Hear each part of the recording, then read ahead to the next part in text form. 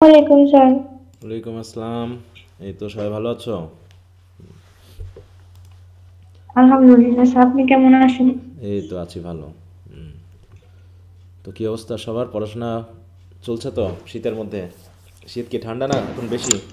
Sir আসসালামু আলাইকুম। এখন শীতে কি জি গরম পড়ছে স্যার না ঠান্ডা চলছে। পড়ছে? আসসালামু আলাইকুম স্যার। ওয়ালাইকুম আসসালাম। শীত কম না বেশি সব বলতে চারিপাশে? পারি না স্যার। হুম। আমাদের এদিকে স্বাভাবিক স্যার। অনেক ঠান্ডা? একদম আসসালামু আলাইকুম স্যার। ওয়ালাইকুম আসসালাম। এই তো। না না ঠান্ডা নাই স্যার। আচ্ছা, তো আমরা স্যার পড়ছিলাম। কেমন আছেন? এই তো আছি ভালো। হুম। তো আমরা উইলিয়াম ব্লেকের কবিতাগুলো পড়ছিলাম, তাই না? তো ইতোমধ্যে আমরা মোটামুটি আসসালামু আলাইকুম স্যার। বেশ কিছু পড়ে ফেলেছি। ওয়ালাইকুম আসসালাম।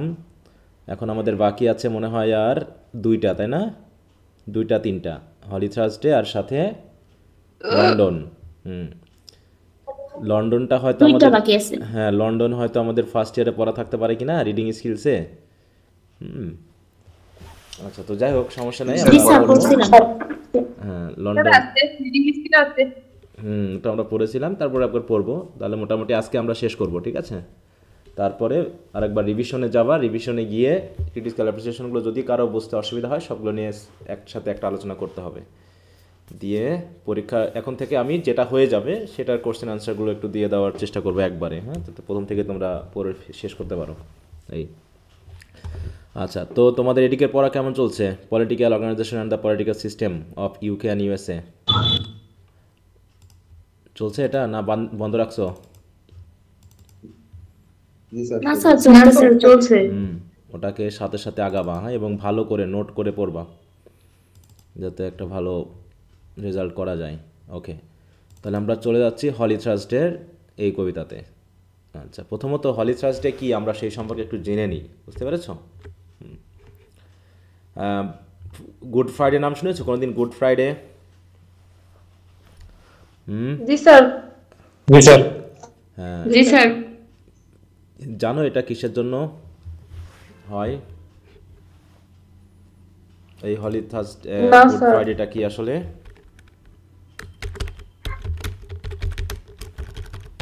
স্যার পবিত্র দিন,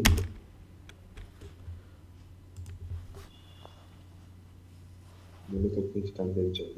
এই যে একটু খেয়াল করো, এইখানে একটা হলি উইক থাকে, বুঝতে পেরেছো? এই উইকের ভিতরে যতগুলো ডে থাকে সবগুলোকে হলি হিসেবে পালন করা হয়। দেখো হলি উইক হচ্ছে, দেখো holy week is a week long period of reflection and devotion for Christians that leads up to Easter Sunday. হ্যাঁ, ইস্টার সানডে নাম তো শুনেছো না? একদিন ছুটি থাকে আর কি। না, ছুটি ঠিক থাকে না, কলেজ টলেজ ছুটি থাকে, সরকারি কোনো ছুটি নাই। এটা হচ্ছে ইস্টার সানডে, হ্যাঁ। এখন এই ইস্টার সানডেতে কি হয় সেটা আমরা তো জানি নাকি? জানি আমরা ইস্টার সানডের ব্যাপারটা কি? না স্যার। না স্যার। আমরা তো in Christianity it is believe that Jesus Christ was crucified, তাই না? এটা ক্রিশ্চিয়ানিটিতে। অন্য ধর্মে বা ইসলাম ধর্মে এটা বিশ্বাস নেই। তো Jesus Christ was crucified on a Friday আমরা বিশ্বাস করি, তাই তো? একটা ফ্রাইডেতে তাকে ক্রুসিফাইড করা হয়, এই জন্য বলা হয় গুড ফ্রাইডে। দেখো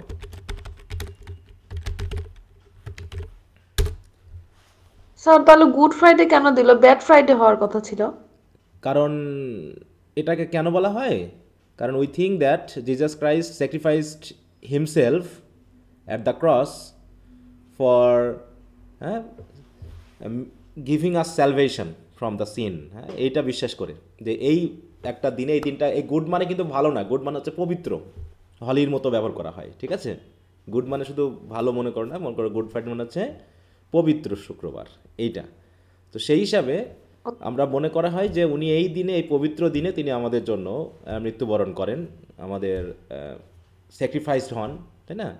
এটা নিয়ে নিশ্চয় কথা বলেছি আমরা, তাই না? যে স্যাক্রিফাইস কি, তিনি স্যাক্রিফাইসড হন আমাদের জন্য, সেই জন্য গুড ফ্রাইডে বলা হয়ে থাকে। তো গুড ফ্রাইডে হচ্ছে, তাহলে ফ্রাইডে গেল, তারপর হচ্ছে স্যাটারডে অ্যান্ড সানডে। তাহলে ফ্রাইডে হচ্ছে ফার্স্ট দিন, সেকেন্ড দিন হচ্ছে আমাদের Saturday, holy Saturday, and Easter Sunday হচ্ছে ওই হলি সানডে, যে দিনে তিনি ক্রুসিফিকেশন থেকে, মানে মৃত্যুবরণ, শুক্রবারে তিনি মৃত্যুবরণ করেন, এবং শনিবারে বিশ্বাস করা হয় যে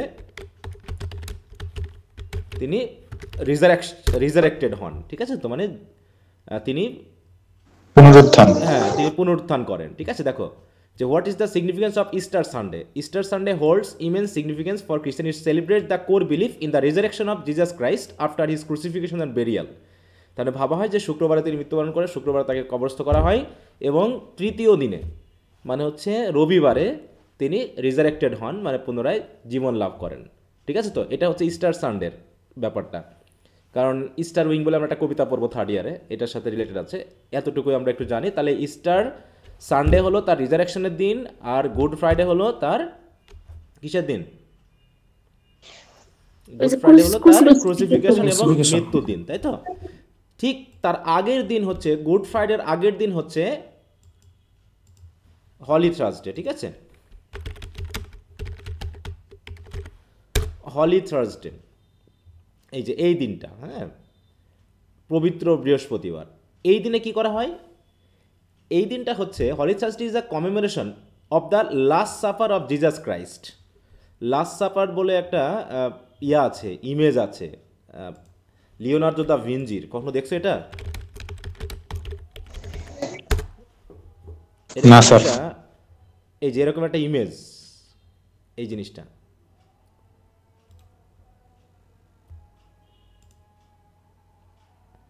তাই এটা হচ্ছে হলি থার্সডের ইমেজটাকে মেনলি তুলে ধরে, যে জিজাস ক্রাইস্ট ক্রুসিফাইড হওয়ার আগে। দেখো আনলাকি 13 বলে একটা ফ্রেজ প্রচলিত আছে, আনলাকি 13 বলে একটা প্রভার্ব আছে, এটা কখনো শুনছো? জি স্যার। আনলাকি 13, এই আনলাকি 13টা আসলে কি, কাকে বোঝায়, ঠিক আছে তো। এটা আমরা জানি ক্রিশ্চিয়ানিটিতে বিশ্বাস করা হয় যে জিজাস ক্রাইস্টের 12 জন ডিসাইপল ছিল, মানে শিষ্য ছিল, ঠিক আছে তো, সাহাবি ছিল। তো তাহলে তারা ছিল 12 জন, আর জিজাস ক্রাইস্ট মিলে হচ্ছে একজন। তা তিনি জানতেন, জিজাস ক্রাইস্ট জানতেন যে he will be crucified and die, তাই তো, এবং তিনি মারা যাবেন ক্রুসিফিকেশনের মাধ্যমে। তা তিনি করলেন কি, যেদিন তার ক্রুসিফিকেশন হবে তার আগের দিন তিনি করলেন কি, তার সাহাবীদের কাছ থেকে বা ডিসাইপলদের কাছ থেকে বিদায় নেওয়ার জন্য একটা শেষ ভোজের আয়োজন করেন, ঠিক আছে তো, লাস্ট সাফার বা শেষ ভোজের আয়োজন করেন। এই যে এখানে দেখানো হচ্ছে সেরকম একটা জায়গা, যে জিজাস ক্রাইস্ট দেখো মাঝখানে বসে আছে, এদিকে 6 জন শিষ্য, তার এদিকে 6 জন শিষ্য, ঠিক আছে তো।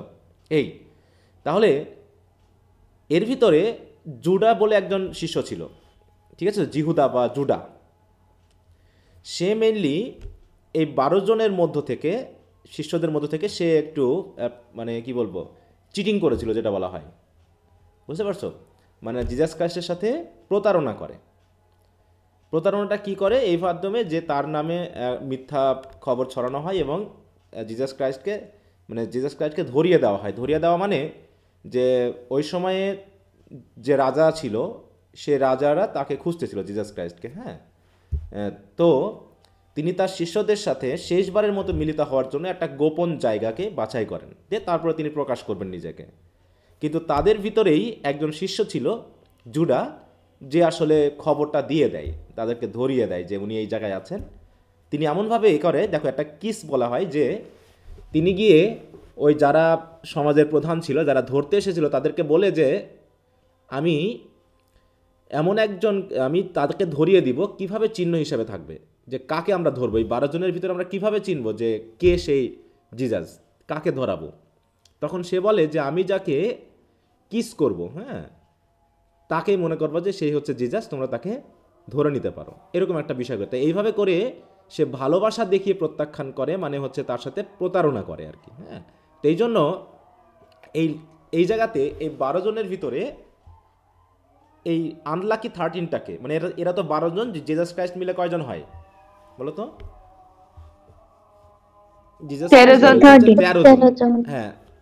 13 জনের ভিতরে একজন তার সাথে কি করে, প্রত্যাখ্যান করে, মানে প্রতারণা করে, বা তার সাথে, হ্যাঁ, সেই হচ্ছে আনলাকি। সে আসলে এই জায়গায় সে লাকটা তার বোঝেনি, হ্যাঁ, এরকম একটা বিষয় প্রচারণা আছে। তো যাই হোক, এই হলি থার্সডে হচ্ছে ওই একটা দিন যেদিনে জিজাস ক্রাইস্ট তার শিষ্যদের বা সাহাবীদের সাথে শেষবারের মতো একটা ফিস্টের আয়োজন করে বা ভোজের আয়োজন করে, যাকে বলা হচ্ছে লাস্ট সাপার, হ্যাঁ, বা সাপারের আয়োজন করে। হ্যাঁ স্যার ওনাকে কে মেরেছিল ইহুদিরা আপনাদের বিশ্বাস মতে? হ্যাঁ ইহুদিরা মেরেছিল, ইহুদি।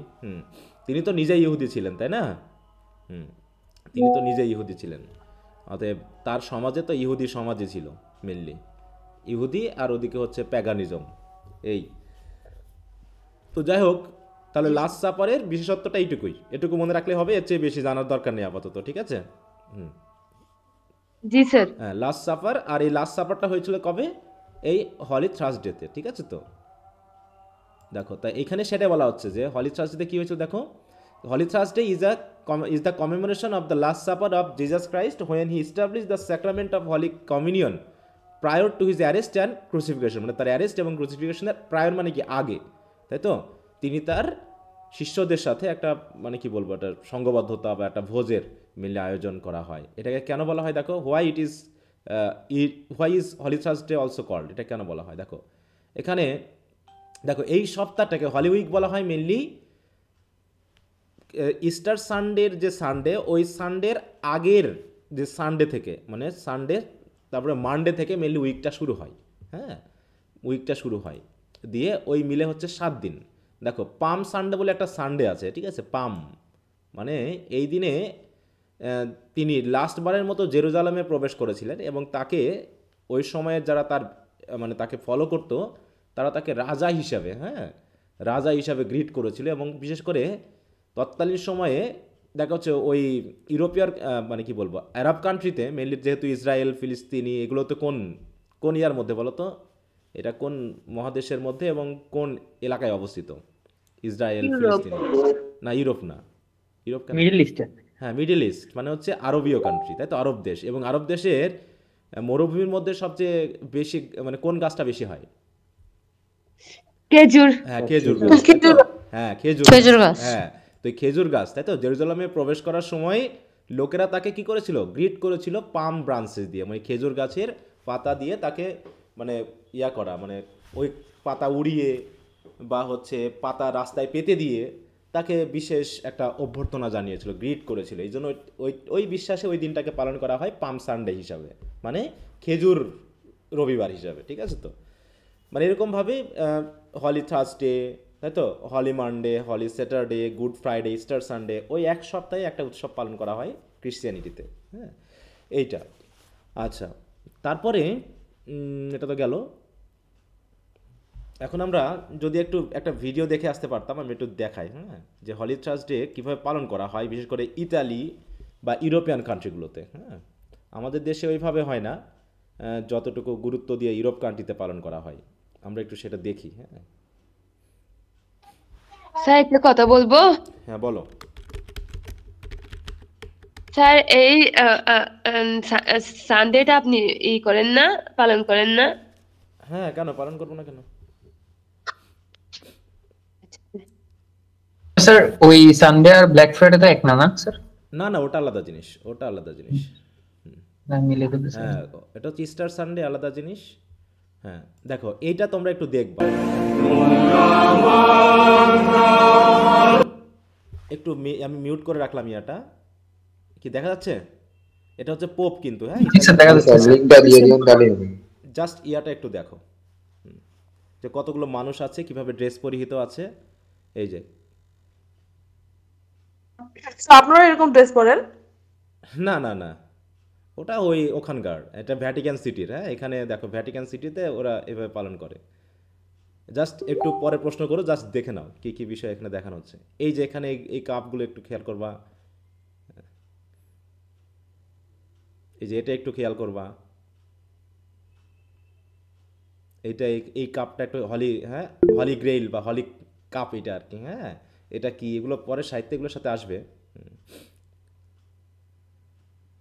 এটা কিন্তু পোপ ফ্রান্সিস যেটা বর্তমানে এখন আছে, হ্যাঁ এই রিসেন্ট হয়তো বা কোনো ভিডিও। ও কেটে গেছে না? আচ্ছা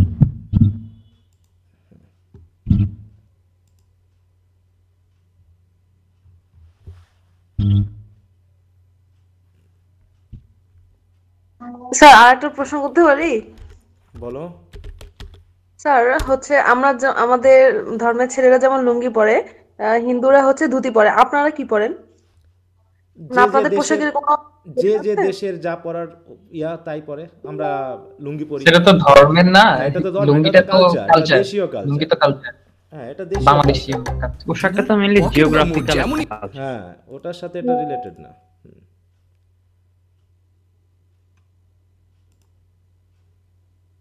এটা একটু দেখো, এইটা একটু খেয়াল করবা এই ভিডিওটা। হ্যাঁ, স্যারটা আজকে স্যার সন্ধ্যার পরে শুরু হয় না, ভোরের পরে শুরু হয়? আচ্ছা, একটু এটা দেখে নাও, তারপরে কথা বলছি।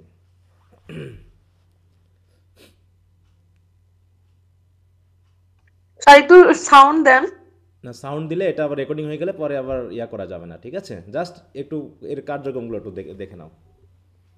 ভিডিওটা আবার আপলোড দিলে ধরবে, বুঝতে পেরেছো? কপিরাইট ধরবে।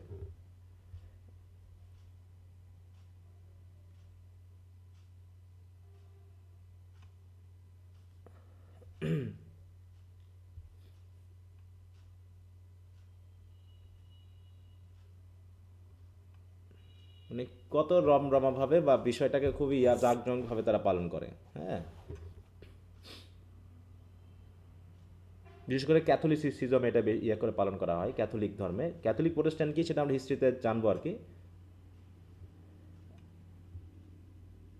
দেখো জাস্ট একটু যে ড্রেস পরে আছে, হ্যাঁ, দেখো এটা আরেকটা।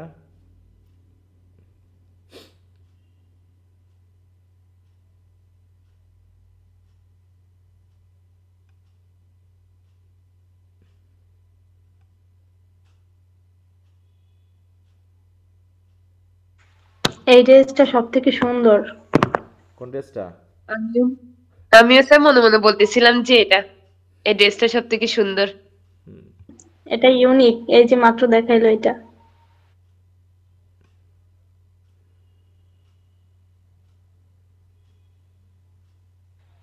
স্যার পৃথিবীতে কয়টা ধর্ম আছে? এটা কি বলা সম্ভব বলো?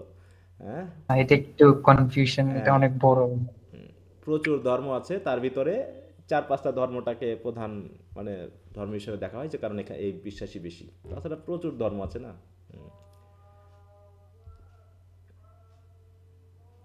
4টা উল্লেখযোগ্য ধর্ম কি বলো? ইসলাম, ইসলাম, হিন্দু, খ্রিস্টান, খ্রিস্টান আর বৌদ্ধ। বুদ্ধিজম, তাই তো? হ্যাঁ, তাছাড়া চায়নাতে আছে এক ধরনের ধর্ম, তাই না? জাপানে এক ধরনের। স্যার কোন একটা ধর্ম বেশি হাইলাইট হইতেছে? আদম ধর্ম একটা আছে, মানুষ ভেদ করছে। দেখো এরা কিভাবে এগুলো নিয়ে যাচ্ছে। হ্যাঁ, এগুলো জাস্ট এই যে ক্রুসিফিকেশনের এই উৎসবগুলোকে তারা একটা দিন এইভাবে পালন করে। খুবই মানে এই পুরো সপ্তাহটাকে তারা মানে এটার উদ্দেশ্য হলো কি, এইগুলোকে বিবলিক্যাল একটা মানে গল্প নিয়ে তারা মানুষের সামনে মানে উপস্থাপন করে এবং সেটাকে একটা উৎসব হিসাবে তারা পালন করে। হ্যাঁ, এই হচ্ছে ব্যাপার। এখানে বিভিন্ন দেশ বিভিন্নভাবে পালন করে থাকে। হ্যাঁ, বিভিন্ন দেশ বিভিন্নভাবে পালন করে থাকে। আচ্ছা, তো যাও, এটা অনেক বড় ভিডিও, এত বড় দরকার নেই। জাস্ট আমি একটু দেখালাম যে ড্রেস বা আচ্ছা, আর একটা বিষয় এখানে দেখানো আছে ছোট বাচ্চাদের নিয়ে। আমি একটু আজানটা শেষ হয়ে যাক, হ্যাঁ, আমি একটু পরে করতেছি। হ্যাঁ, আজান হচ্ছে, এটা শেষ হয়ে যাক।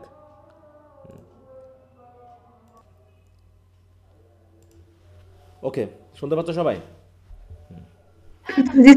আচ্ছা স্যার, এবার এখানে একটু দেখো, মানে যে কোরাস সং বলা হয়, আমরা তো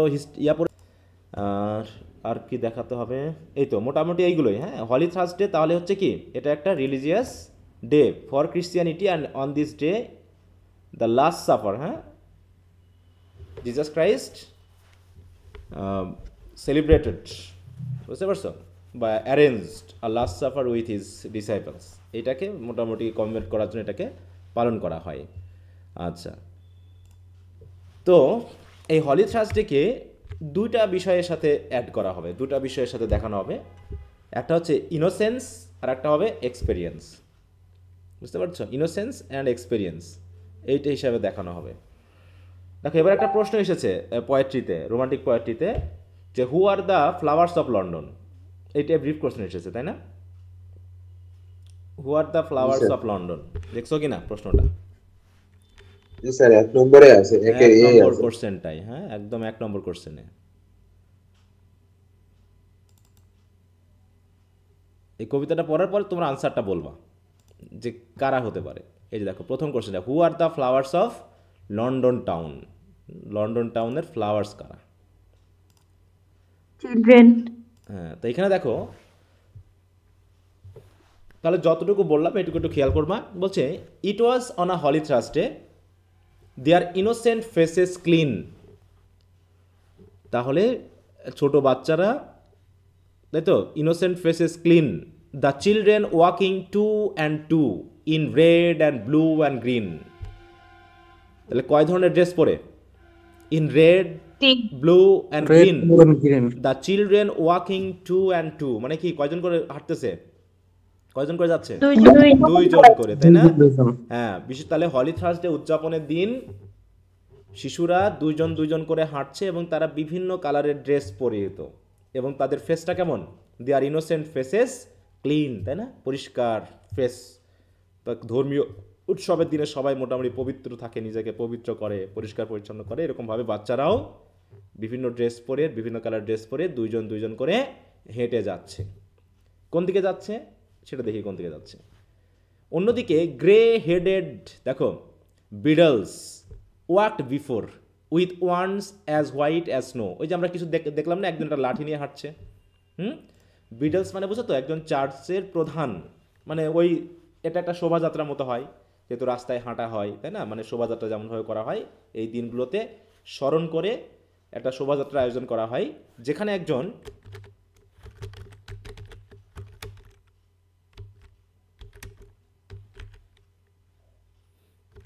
সেখানে জুইস কালচারে আছে, আমরা জাস্ট মিনিংটা একটু দেখে নিই। দেখো, a ceremonial officer of a church, ঠিক আছে তো, কলেজ অর সিমিলার ইনস্টিটিউশন। তার মানে এখানে ceremonial officer of a church মানে যা আপাতত এই উৎসবটাকে পালন করার জন্য একজনকে বিশেষ দায়িত্ব দেওয়া হয়। হ্যাঁ, এই যে দেখো, যার হাতে কি থাকে, একটা ওয়ান্ড থাকে। ওয়ান্ড মানে কি, দণ্ড বা লাঠি থাকে। সে এখানে রাখালের মতো করে, রাখাল হিসেবে সিম্বলাইজ করে নিজেকে। এই যে দেখো ওয়ান্ড, হ্যাঁ, রাখাল হিসেবে সিম্বলাইজ করে। কেন? কারণ জিসাস ক্রাইস্ট নিজেকে কি বলে সম্বোধন করছে জানো? আমরা পড়লাম শেফার্ড হিসেবে, তাই তো? তাই লাঠিটা সিম্বলাইজ করে যে শেফার্ডের হাতে একজন লাঠি থাকে।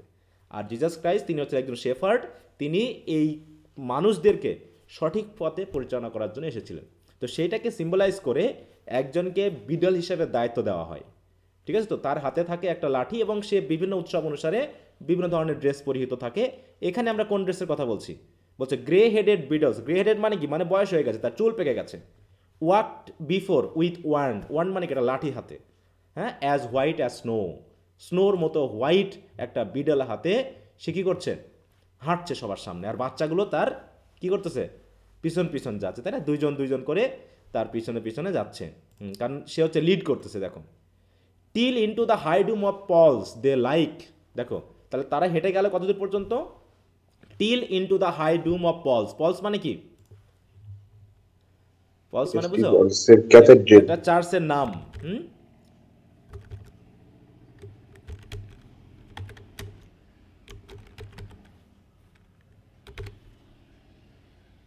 পলস চার্চ ইন রোম, এই যে চার্চটা, the papal basilica of Saint Paul outside the walls. আচ্ছা যাও, এইটা হচ্ছে, এই হচ্ছে সেই চার্চ, ঠিক আছে তো?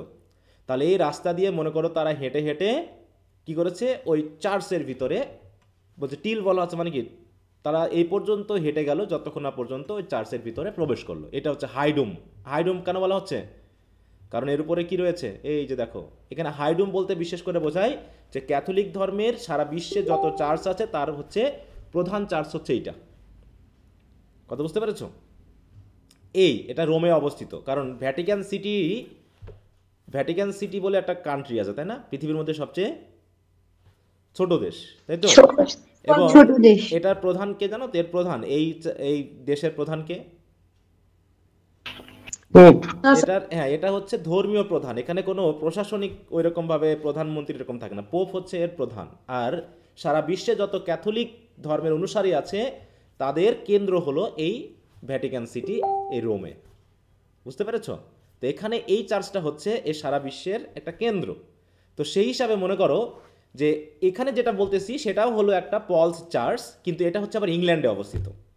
ওইরকম নাম দেওয়া হয়েছে আর কি, মানে লন্ডনে অবস্থিত একটা চার্চ। হ্যাঁ, তাই বলছে ওইরকম ওর আদলে তারা সেন্ট পলসের নাম অনুসারে দেখবা যে তোমরা যদি একটু ঘোরো এদিক ওদিক তাহলে দেখবা যে চার্চের নামগুলো প্রধানত হয়ে থাকে জিজাস ক্রাইস্টের যে সকল ডিসেপল আছে হয় তাদের নামে, অথবা যারা ধর্মীয় সেন্টহুড গ্রহণ করেছে তাদের নামে, অথবা নান সুট গ্রহণ করেছে যারা তাদের নামে চার্চগুলো মেনলি হয়ে থাকে। ঠিক আছে, তো মনে করো এই বাচ্চারা কি করছে, একজন বিডল তার পিছনে অনুসরণ করতে করতে তারা কোথায় গিয়ে পৌঁছালো, হাইডুম অফ পলস। এবং তারা যখন যাচ্ছে তারা কেমন, they like the Thames waters flow. তাহলে রাস্তা দিয়ে যখন মানুষ যায়, মনে করো হাজার হাজার মানুষ যখন রাস্তা দিয়ে যাচ্ছে তখন উপর দিয়ে দেখলে কেমন লাগে, মনে হচ্ছে না কোনো কিছু ফ্লো করতেছে, পানির মতো বয়ে চলেছে। এই তাহলে এই যে এখানে একটা সিমিলি ব্যবহার করা হয়েছে, তাই না? সিমিলিটা কি, কার সাথে সিমিলারিটি করা দেখানো হয়েছে? ওয়াটারফলসের সাথে। কিসের ফ্লো? এই যে ওয়াকিং অফ দ্য চিলড্রেন, তাই না? The walking of the children has been, তাই তো, given the similarity of the flow of water of Thames রিভারের মতো। এরকম দেখো যে তারা যখন যাচ্ছে, হ্যাঁ, সুন্দর পোশাক পরিহিত এবং সামনে একজন বিডলস যার পিছন পিছন তারা হাঁটছে, এবং হাঁটতে হাঁটতে তারা পলস চার্চের ভিতরে ঢুকে গেল, ঠিক ওই ওয়াটার যেমন করে প্রবাহিত হয় ওইভাবে। এবং দেখে মনে হচ্ছে কি, oh what a multitude they seem. Multitude মানে কি? অসংখ্য মানুষ। মানে এখানে দেখো ও শব্দটা ইউজ করা হয়েছে। ও মানে কি, এখানে কি বোঝাচ্ছে? এখানে একটা আবেগ, তাই না? একটা বিশেষ এক্সক্লামেশন ব্যবহার করা হয়েছে, তাই না? যে অসংখ্য চিলড্রেন তারা এইভাবে যাচ্ছে, এবং তাদেরকে দেখে মনে হচ্ছে কি, this flowers of London town, যেন পুরো লন্ডন শহরের ফ্লাওয়ারগুলো যেন এসে এখানে মিলিত হয়েছে। তাহলে এই ফ্লাওয়ার কাদেরকে বলা হলো? চিলড্রেনদেরকে। হ্যাঁ, মূল কথা হলো চিলড্রেনদেরকে এখানে বলা হয়েছে লন্ডন টাউনের ফুল তারা, কারণ তারাই তো ভবিষ্যৎ, তাই না? তারা নিষ্পাপ, তারা পবিত্র, অতএব তাদেরকে ফুলের সাথে তুলনা করা হয়েছে। হ্যাঁ, তারপরে চার্চের ভিতরে সবাই বসে, মানে ঢুকে গেল। এবার হচ্ছে seated in company is the seat. হ্যাঁ, তারা দুইজন করে গেছিল না, 2 and 2, তাই যে যার সাথে গিয়েছিল তারা সবাই বসে পড়লো। সিটেড ইন কোম্পানিজ, কোথায় বসলো? চার্চে।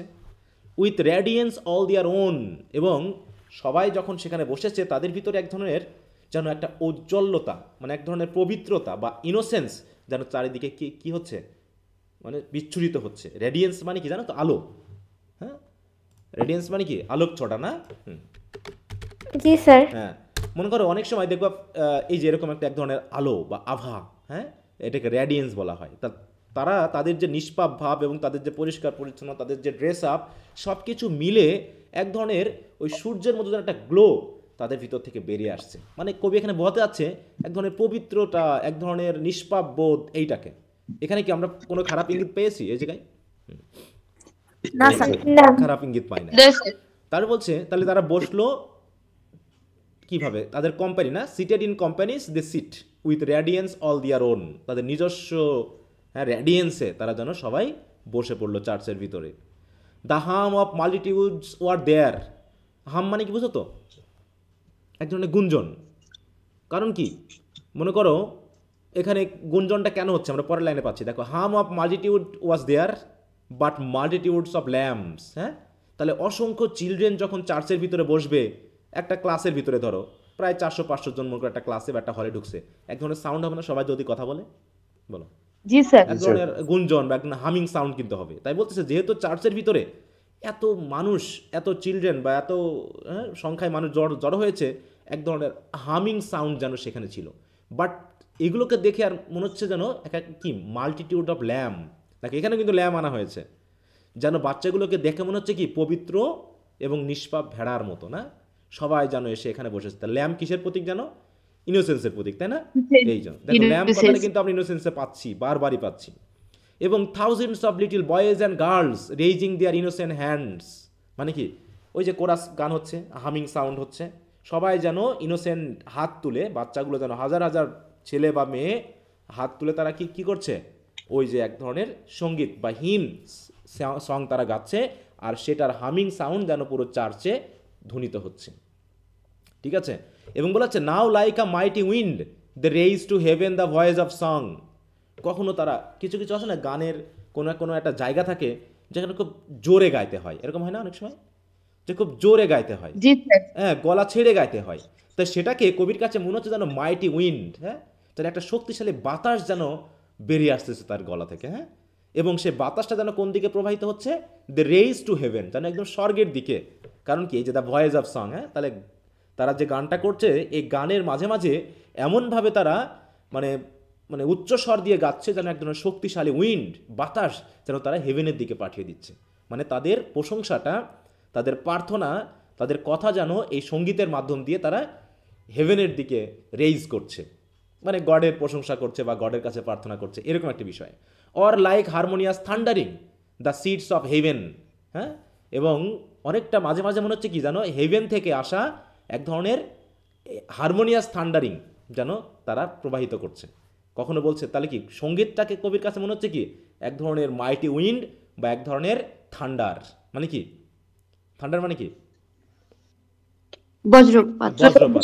বজ্রপাত। হ্যাঁ, এখানে বজ্রপাত কেন বলা হলো? কারণ সঙ্গীতের শক্তিটাকে বোঝাতে, তাই তো, যে তারা কত মানে আত্মিকভাবে এবং মানে কি বলবো, পবিত্রভাবে এবং শক্তিশালী এক ধরনের বিশ্বাস দিয়ে বা এক ধরনের কি বলবো এখানে ফোর্স দিয়ে তারা গানটা করছে, এটা বোঝাতে কবি এটা ব্যবহার করেছেন। এবং বলেছে অ্যামাং, তাহলে and beneath them sit the aged men wise guardians of the poor, এখানে একটু খেয়াল করবা, and beneath them sit the aged man. হ্যাঁ বলো স্যার, কথা কি আসছে? স্যার কথা শোনা যাচ্ছে না স্যার, আপনার একটু হয়তো বা নেট প্রবলেম। সবার একই সমস্যা? জি স্যার। থেকে লাস্ট তিন লাইন কিছুই বোঝা যায়নি। আচ্ছা ঠিক আছে, তাহলে আমি পড়ছি। হ্যাঁ স্যার। কোথা থেকে শোনা যায়নি বলো? কিছু বুঝতেছি, শোনা যাচ্ছে না। কোথা থেকে শোনা যায়নি বলো, কোথা থেকে?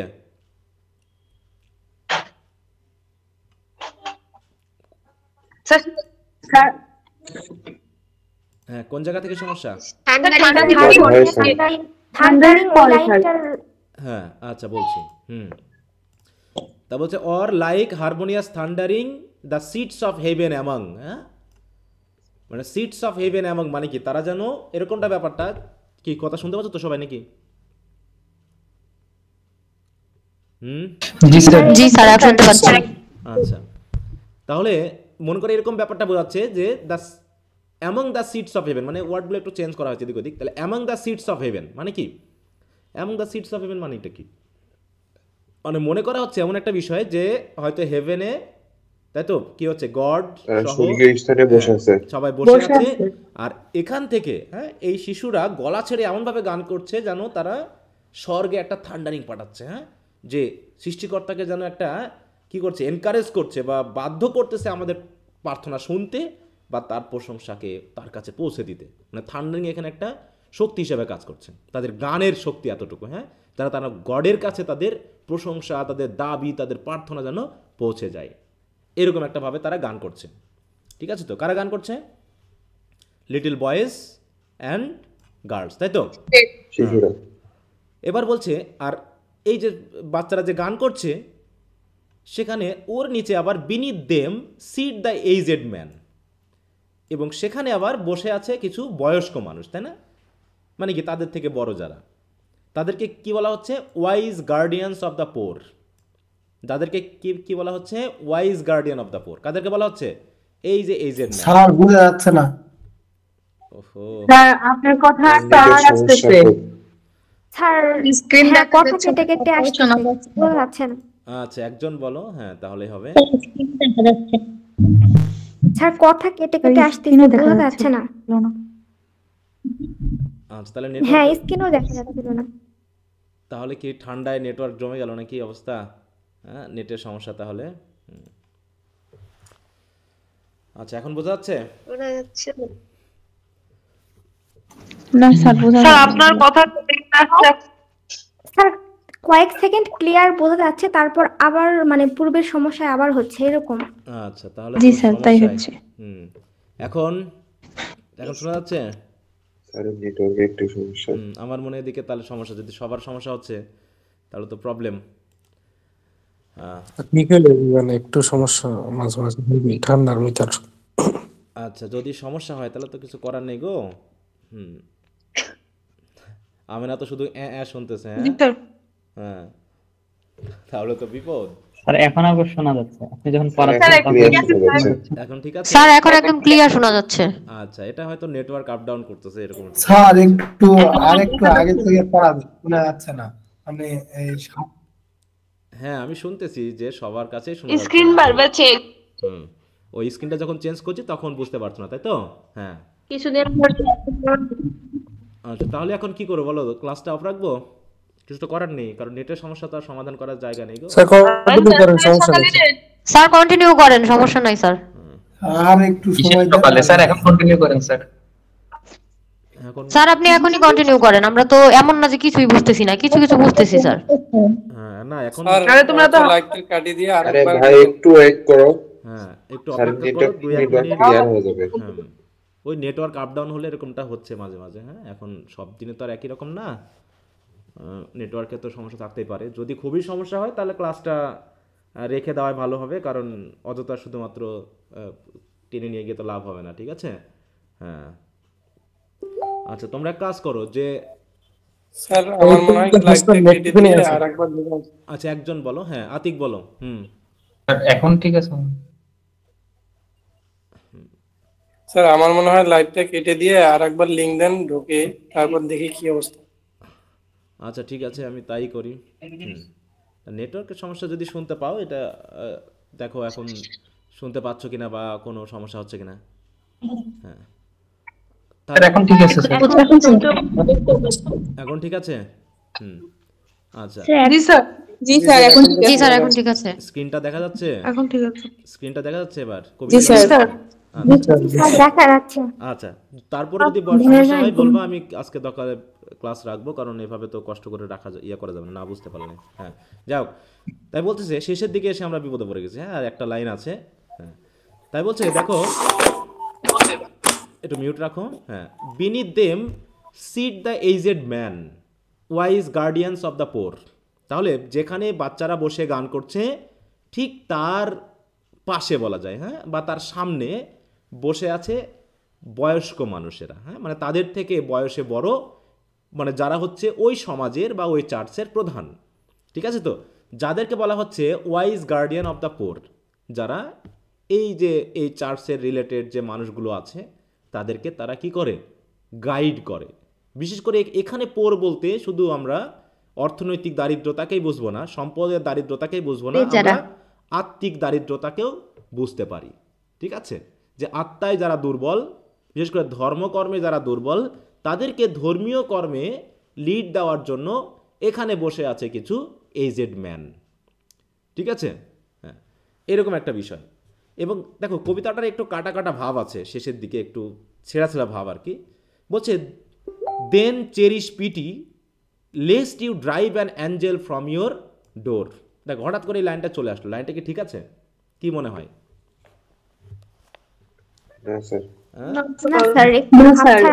হ্যাঁ, হঠাৎ করে আসলো কি? দেখো, ওর সাথে লিঙ্ক করে বলতেছে then cherish pity lest you drive an angel from your door. হ্যাঁ, ওটার সাথে যেন এই লাইনটা মিললো না, কেমন জানি মনে হচ্ছে কেটে গেল। কিন্তু এই লাইনটা নিয়ে আমরা এটুকু বুঝতে পারি যে এখানে এইটুকুকে বোঝানো হচ্ছে যে এই যে শিশুরা, বুঝতে পেরেছো, যদি কখনো তোমার বাসায় আসে, ঠিক আছে তো, বা তুমি যদি এই শিশুদেরকে দেখো যারা গরিব দরিদ্র, তাদেরকে দয়া করে একটু কি করো? পিটি দেখিও, তাদেরকে একটু সাহায্য করো। হ্যাঁ, তা না হলে মনে হবে যেন তুমি তোমার বাড়ি থেকে অ্যাঞ্জেলকেই কি করছো? দূর করে দিচ্ছ, ফেরত দিয়ে দিচ্ছ। মানে একটা রিলিজিয়াস একটা দেখানো হচ্ছে যে দয়া দাক্ষিণ্যতার এরকম একটা ব্যাপার। হ্যাঁ, তো একটা বিষয় একটা খেয়াল রাখতে হবে, এই যে চিলড্রেনগুলো দেখতেছো না, এই চিলড্রেনগুলো কিন্তু একটা কমন বিষয় রয়েছে, সেটা হলো যে তোমাদের যেমন আছে না, ওই যে এতিমখানা আছে না, এতিমখানা? জি স্যার। হ্যাঁ, তো এই চিলড্রেনগুলোকে মেনলি ওইরকম একটা হোস্টেল বা বোর্ডিং হোস্টেল বলা হয়। ক্রিশ্চিয়ান রিলিজিয়নে এগুলোকে বোর্ডিং হোস্টেল বলা হয়, ঠিক? অরফানেজ বলা হয়। অরফানেজ বুঝো? হ্যাঁ, অরফানেজ। হ্যাঁ, তো এই যে বাচ্চাগুলো এখানে দেখানো হচ্ছে, এই বাচ্চাগুলো হচ্ছে মেনলি অরফানেজে থাকা। তো এখানে এই বলতেছে এই যে বাচ্চাগুলো এখানে যে এসেছে, এদেরকে মেনলি পরিচালনা করে এই এইজেড মানুষগুলো, বুঝতে পেরেছো? এবং তারা তাদেরকে কি করে, এই যে মানে অরফান বাচ্চাগুলোকে রাস্তা থেকে কুড়িয়ে আনা, হয়তো বাবা মারা গেছে, মা মারা গেছে অ্যাক্সিডেন্টে, তাদেরকে নিয়ে এসে মানুষ করা, তারা এইগুলো কাজ করেছে, তাদের করুণা দেখিয়ে তাদেরকে এখানে মানুষ করছে। এবং তারা এটুকু প্রকাশ করে বা প্রচার করে যে যদি আমরা এরকম শিশুদেরকে আমরা যে দয়া না দেখাই, হ্যাঁ, এই দরিদ্র বাচ্চাগুলোকে যদি আমরা লালন পালন না করি, তাহলে এমনটা হবে যে আমাদের বাড়ির দরজা থেকেই যেন ওই এঞ্জেলকে বা ফেরেশতাকে দূর করে দেওয়ার মতো অবস্থা হবে। তার মানে এটা একটা পবিত্র দায়িত্ব যে এই যে বাচ্চাগুলোকে আমাদেরকে দেখভাল করা। তাহলে হলি থার্সডেতে জাস্ট একটা উপলক্ষ, দেখো এখানে হলি থার্সডেকে একটা উপলক্ষ হিসাবে ইউজ করে তিনি কিন্তু বাচ্চাদেরকে নিয়ে কথা বললেন, তাই না?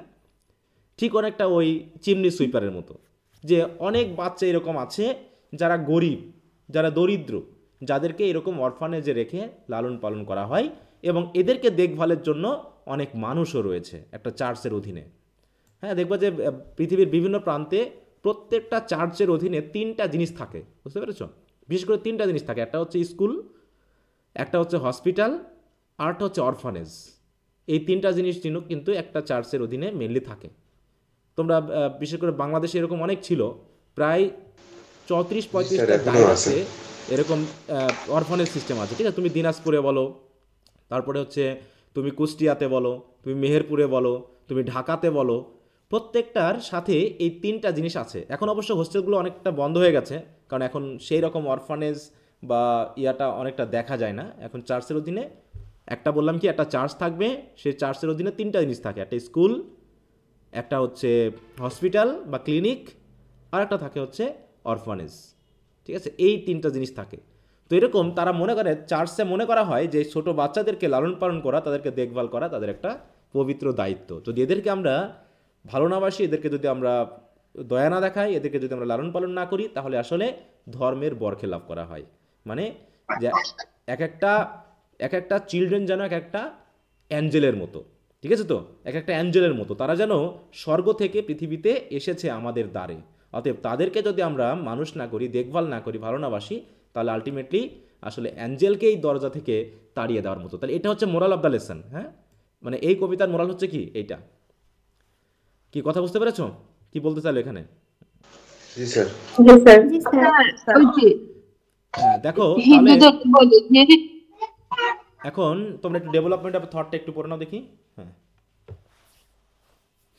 দেখো এখানে আবার কয়েকটা কবিতার নাম আছে, এগুলো বাদ দিয়ে যাও। হ্যাঁ, এইখান থেকে পড়ো হলি থার্সডে।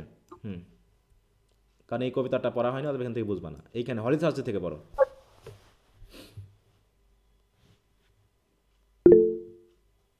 এই যে চ্যারিটি স্কুল বা অরফানেজ বা বোর্ডিং স্কুল যেটা বলা হয়, হ্যাঁ, এখানে সেটার বলা হয়েছে, কিন্তু এখানে উল্লেখ নেই। এখানে কিন্তু এই কথাগুলো উল্লেখ নেই।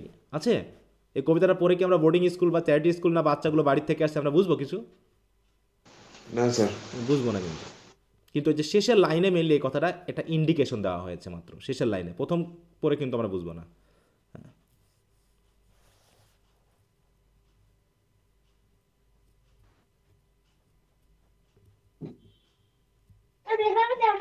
সুয়ার মাই দাঁত 32 পালা তুমি ধরে নে ক্লাস কইতো না তো কর একটু মিউট রাখতে হবে। আমেনা মিউট রাখো। আমেনা মারামারি করতেছে, আমরা শুনতে পাচ্ছি।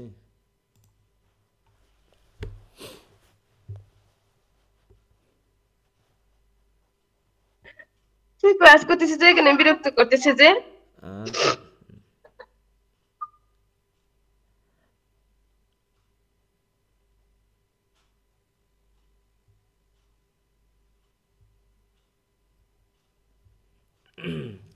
আচ্ছা, স্ক্রিন থেকে যারা পড়তেছে একটু বলবা, আমি পরে উঠিয়ে দেবো।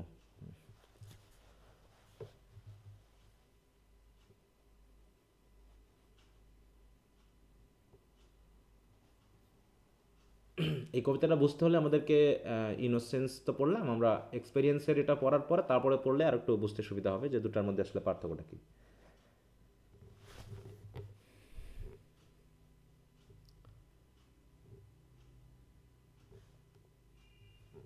স্যার অন্যগুলোর তুলনায় এটা একটু কঠিন মনে হচ্ছে। আচ্ছা আমি তাহলে একটু পড়িয়ে দিই। Okay sir. যে holy Thursday stages the charity school customary representative of innocence under the reign of beadles of the charity school.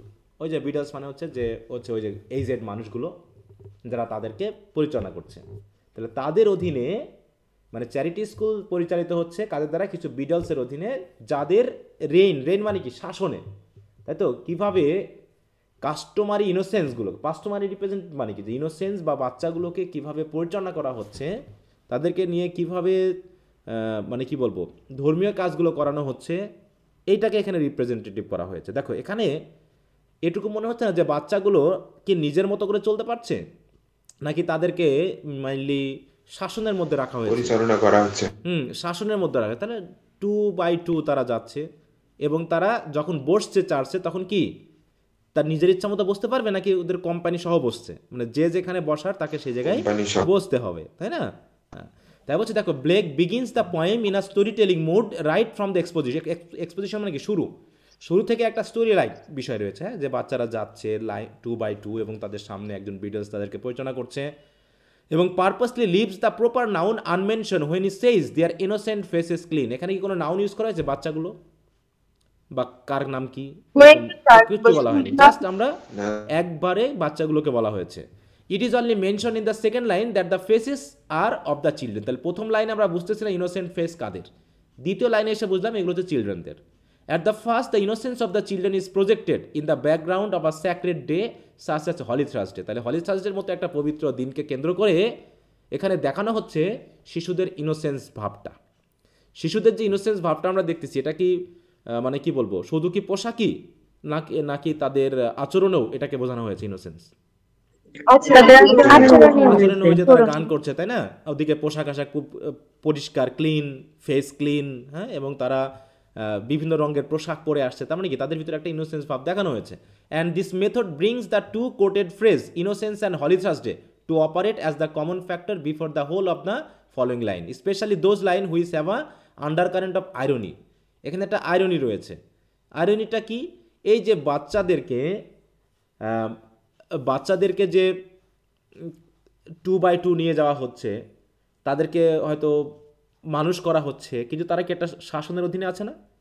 বিশেষ করে ভাবো তো যে এতিমখানাতে যে বাচ্চাগুলোকে রাখা হয়, বিশেষ করে মাদ্রাসা বা এতিমখানাগুলোতে যেখানে রাখা হয়, ওরা কি নিজের মতো করে চলতে পারে না? তারা একটা স্ট্রিক্ট মানে কি বলো রুলসের মধ্যে বড় হয়। বাবা মায়ের সাথে থাকা আর হচ্ছে আমাকে একটা বোর্ডিং হোস্টেলে মানুষ হওয়া, দুটো এক জিনিস না কিন্তু। তাহলে এই যে সন্তানগুলোকে তারা নিয়ে এসে মানুষ করতেছে সেটা ঠিক আছে, কিন্তু সন্তানগুলো কি ইনোসেন্সের মধ্যে তারা যে ডোমিনেটেড হচ্ছে কিনা সেটা কি আমরা দেখতেছি? বলছে the children are rather mechanically regular. দেখো মেকানিক্যালি রেগুলার মানে কি? তারা হয়তো রেগুলার হতে চাচ্ছে না, কিন্তু তাদেরকে হওয়ানো হচ্ছে। When they are pictured as walking in pairs. দেখো ওয়াকিং ইন পেয়ার্স মানে জোড়ায় জোড়ায় হাঁটছে, মানে কি বুঝতে হবে যে তাদেরকে এই কাজটা করিয়ে নেওয়া হয়েছে। যেমন করে আর্মি শাসনে তারা খুব লাইন সোজা করে চলে, হ্যাঁ, তারা খুব স্ট্রিক্ট রুলস মেনে চলে। কেন মেনে চলে? ভাঙলে পারে কি আছে? রুলস ভাঙলে পানিশমেন্ট আছে। হ্যাঁ, এই পানিশের ভয়ে তো তারা লাইন স্ট্রেট করে চলে। তাহলে ওদের জীবন আমাদের কাছে খুব আকর্ষণীয় মনে হয়, কিন্তু জীবনটা কি খুব আকর্ষণীয়? আমার কাছে তো বোরিং মনে হয়। হ্যাঁ, এটা বোরিং লাইফ। তারা নিজের মতো করে চলতে পারে না, হ্যাঁ, নিজের মতো করে ঘুরতে পারে না। তারা একটা স্ট্রিক্ট রুলসের ভিতরে সবসময় বড় হয়। হ্যাঁ, তো এটা কোনো জীবন হতে পারে? তা এরকম ঠিক বাচ্চাদেরকে সেটা বলা হচ্ছে যে তাদেরকে কি করা হচ্ছে? মানুষ করা হচ্ছে, তাদেরকে হেল্প করা হচ্ছে, তাদেরকে পিটি দেখানো হচ্ছে, কিন্তু আলটিমেটলি আসলে যেটা একজন শিশুর পাওয়ার কথা সেটা কিন্তু তারা পাচ্ছে না। দেয়ার ড্র্যাপারিস, দেখো এই কথাটা কিন্তু এখানে এড়িয়ে যাওয়া হয়েছে, তাই না? এখানে কিন্তু এই কথাটা আমরা তো না হয় আইরনিটা বুঝলাম, কিন্তু সরাসরি কি আমরা এইখানে কোনো খারাপ কিছু ইঙ্গিত পেয়েছি? এই কবিতাতে কোনো খারাপ কিছু ইঙ্গিত পাইনি, সব কিছু নির্মল, হ্যাঁ, এরকম। Their draperies in flying colours of red, blue and green are charming, but it is a charm devoid of freedom. হ্যাঁ, এবং তারা ড্র্যাপারি মানে কি? পোশাক। তারা যে পোশাক পরে আছে বিভিন্ন কালারের, রেড, ব্লু, গ্রিন, এগুলো দেখতে সুন্দর, কিন্তু এই পোশাকগুলো কি তারা নিজের ইচ্ছায় পরেছে, নাকি তাদেরকে ওইভাবে সাজিয়ে পরানো হয়েছে? তাই না? এরকম একটা বিষয়। তাই বলছে দেখো, এবং তারা কি নিজের মতো করে হাঁটতে পারছে, নাকি ওদেরকে পরিচালনা করার জন্য সামনে কিছু বিডলস হাঁটছে? দেখো, এবং হচ্ছে grey headed beadles walked before with wands, তা আবার হাতে কি আছে, একটা ওয়ান্ড বা লাঠি আছে নাকি? হ্যাঁ, লাঠি আছে, সেটা খেয়াল করতে হবে। অতএব তারা কিন্তু স্বাধীনভাবে চলতে পারছে না তারা। এবং হচ্ছে superficially the white colour of snow adds mass to the, এগুলো এতটা দরকার নেই। Colours behind the colours of the grim rod is an oppressor. দেখো, রড মানে কি? অপ্রেশার। আর nightmare to the meek children. হ্যাঁ, লাঠি মানে কি? একটা ভয়ের কারণ, না, একটা ভয়, একটা শাসনের। তা সেটা সিম্বলাইজ করছে এই ওয়ান্ড দিয়ে। The children flow like the waters of Thames toward the imposing Saint Paul's church to offer their service. To Blake they are metaphorically the flowers of London town. তাহলে ব্লেক এই চিলড্রেনগুলোকে কি বলেছে? মেটাফরিকলি London টাউনের flower বলেছে। কিন্তু বলা হচ্ছে মাইন্ড ইউ, একটা জিনিস খেয়াল করবে, এই জায়গায় আর একটা আইরনি আছে। সেখানে কোথাকার ফ্লাওয়ার তারা? বলো তো। লন্ডন শহরের ফ্লাওয়ার। আচ্ছা, লন্ডন শহরের ফ্লাওয়ার আর ওই মানে বনে ফোটা ফ্লাওয়ারের মধ্যে পার্থক্য কি? তোমার বাড়ির বাগানের ফ্লাওয়ার আর হচ্ছে বাঁশ বাগানের ফ্লাওয়ার, এই দুটোর মধ্যে পার্থক্য কি? স্যার দেশি ফ্লাওয়ার বিদেশি ফ্লাওয়ার? না না,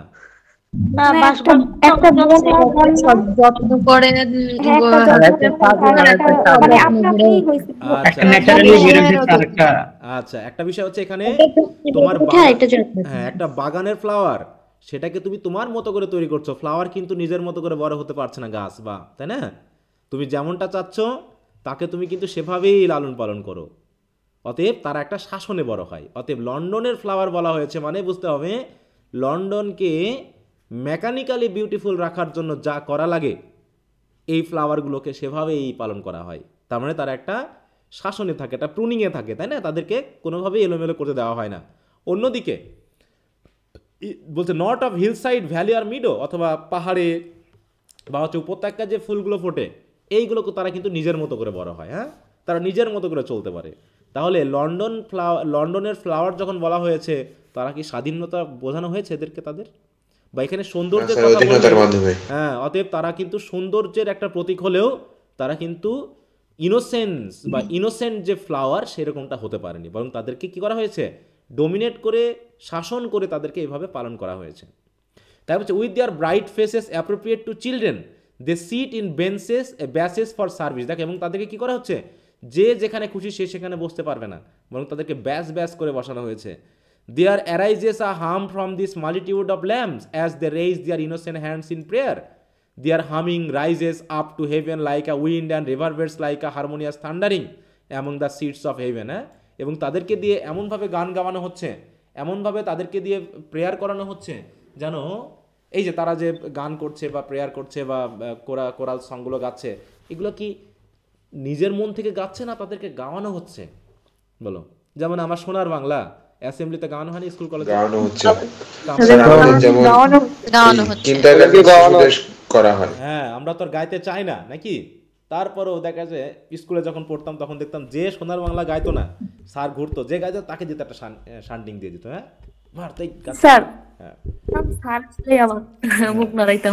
ওইরকম আর কি। হ্যাঁ, শুধু মুখ নড়াইতাম নাকি? দেখা যাচ্ছে বিশাল যদি লাইন হয়, যে একটা লাইনে 100-150 জন লাইন দিয়ে দাঁড়িয়ে আছে বিশাল ফিল্ডে, দেখা যাচ্ছে এদিকে সোনার বাংলা শুরু হয়েছে, ওদিকে শেষ হচ্ছে এখনো, ঠিক আছে তো? বা এদিকে একরকম গাওয়া হচ্ছে, ওদিকে আরেক রকম গাওয়া হচ্ছে। আর কি কোথা থেকে কি হচ্ছে, মার দেওয়া শুরু করলো, বিয়াদবি করলে। হ্যাঁ, লাইন স্ট্রেট না হলে গিয়ে মার। এই যে একটা শাসন, এই শাসন কি আমাদের মানে কি বলবো, মনের আবেগকে কি প্রকাশ করতে দিচ্ছে আসলে, নাকি আমরা ডোমিনেটেড হচ্ছি? আমরা তাই বলছে obviously the reference is to the echo produced by the hollow dome. Below the gallery seat aged man, দেখো, wise guardian of the poor, and the scene culminates at this point. এখানে বোঝাচ্ছে Blake ends this poem with a request. He bids us show pity to these young birds. দেখো, যে আমাদেরকে বলতেছে কি, অন্তত যা কিছু হয়ে যাক না কেন, আমাদের এই যে বাচ্চাগুলোকে অন্তত আমাদের করুণা দেখানো উচিত।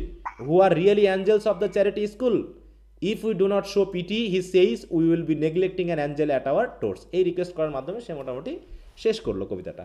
তার মানে এখানে মানে তিনি কবিতাটা খুব যে মানে সাবলীলভাবে দিতে পারলেন তা না, একটু কাটকুট আছে আর কি কবিতার ভিতর, ঠিক আছে? এই জন্য একটু বুঝতে অসুবিধাও হতে পারে। তো মেইন যে বেসিক জায়গাটা সেটা বুঝতে পেরেছো কিনা, সেটা হলো কথা। আরো সবচেয়ে এক্সপেরিয়েন্সটা পড়লে আমরা ভালো করে বুঝতে পারবো। আমরা এক্সপেরিয়েন্সে চলে যাই সরাসরি, তারপরে দুটো মিলে তোমরা একটু বাড়িতে প্র্যাকটিস করবা, যদি কোনো সমস্যা থাকে সেটা দেখবো। দেখো এখানে যে হলি থার্সডে যেটা আছে এটা তো তিনি একদম ক্লিয়ারলি কথা বললেন, ওখানে একটু আন্ডারলাইন মিনিং দিয়ে কথা বললেও কই গেল,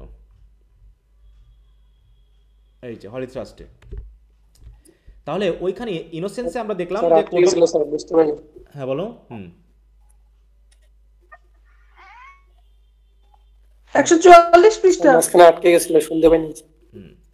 আচ্ছা, বলছে দেখো হলি সংস অফ এক্সপেরিয়েন্স, এখানে তিনি একদম ওপেনলি কথা বলবেন যে এখানে আর সমস্যাটা কোন জায়গায়।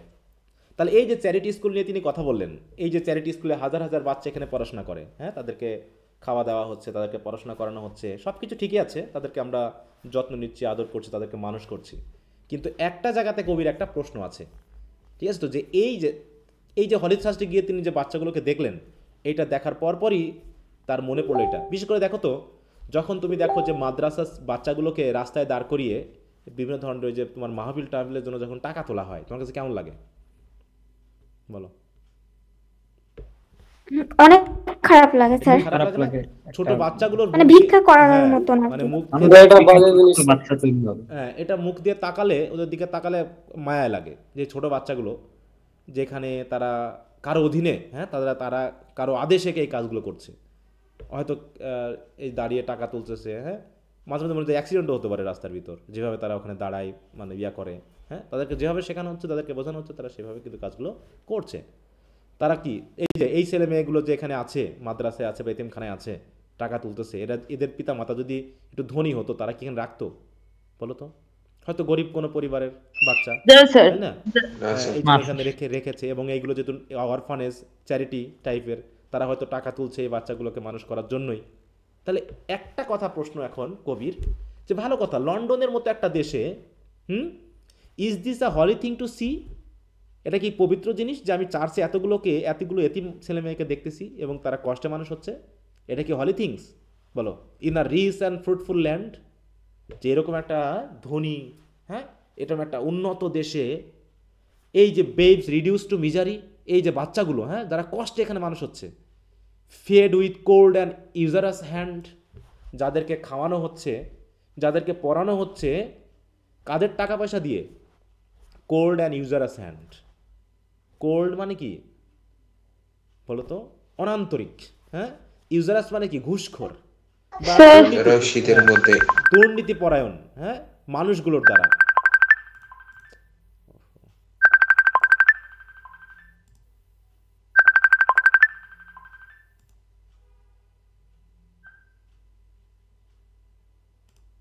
তাই বলছে দেখো, বিশেষ করে এই যে চ্যারিটি স্কুল, এইখানে কবির মতে এই চ্যারিটি স্কুলগুলোকে কেন রাখতে হবে, এটা হলো সবচেয়ে বড় প্রশ্ন, ঠিক আছে তো?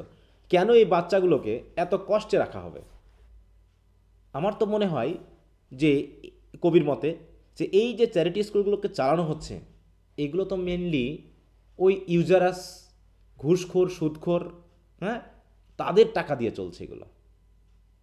অনেক সময় এরকমটা হয় না যে আমরা অনেক সময় আমাদের রাজনৈতিক ইস্যুকে কেন্দ্র করে আমরা মনে হয় সমস্যা জিয়ে রাখি যাতে তাদেরকে হেল্প করা যায়।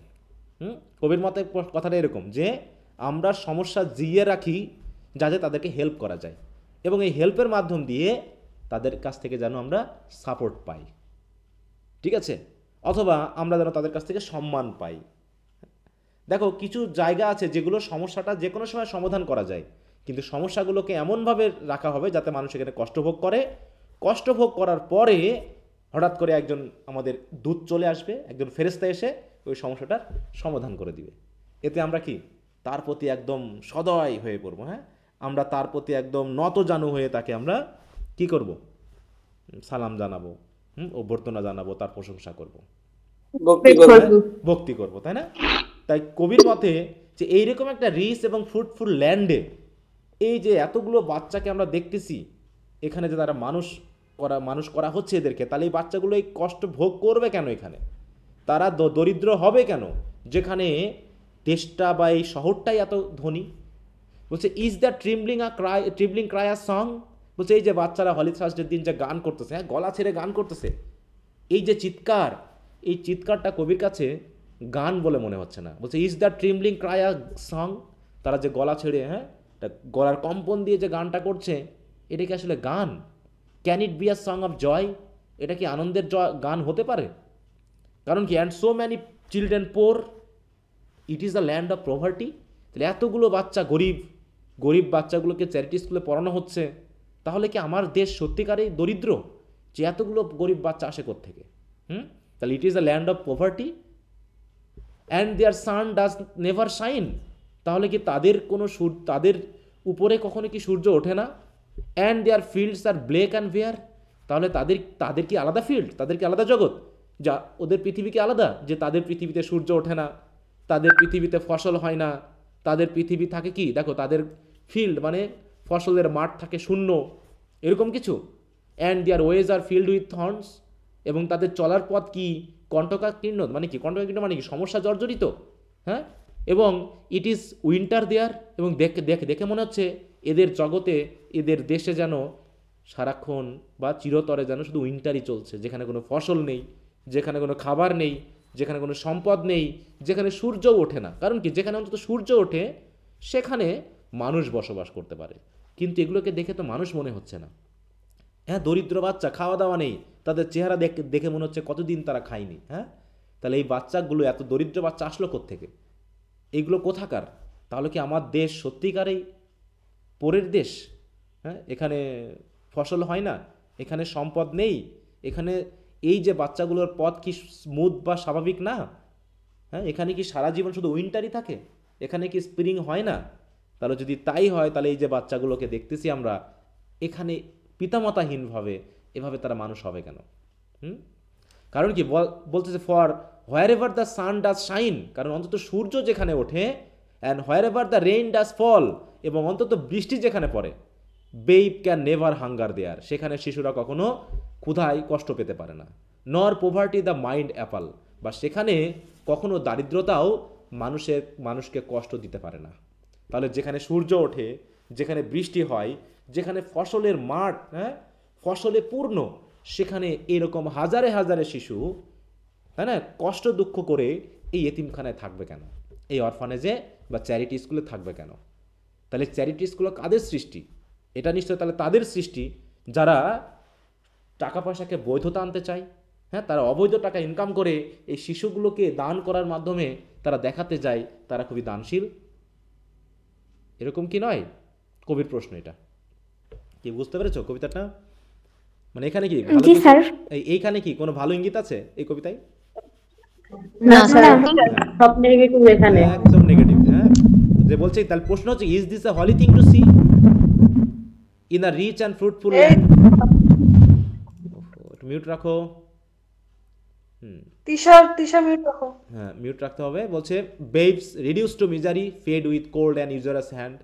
তাহলে ওখানে তিনি সরাসরি বলেননি, কারণ কি ওটাতে ইনোসেন্স ভাব দেখিয়েছেন। আর কবি এখানে এক্সপেরিয়েন্স হয়ে দেখালেন যে এখানে আমরা, হ্যাঁ, তাহলে এখানে এত কেন অরফানেজ, এত কেন? তাহলে দেশটা কি এত দরিদ্র, এতই পোর, হ্যাঁ, যে বাচ্চাদেরকে খাওয়ানোর টাকা নাই?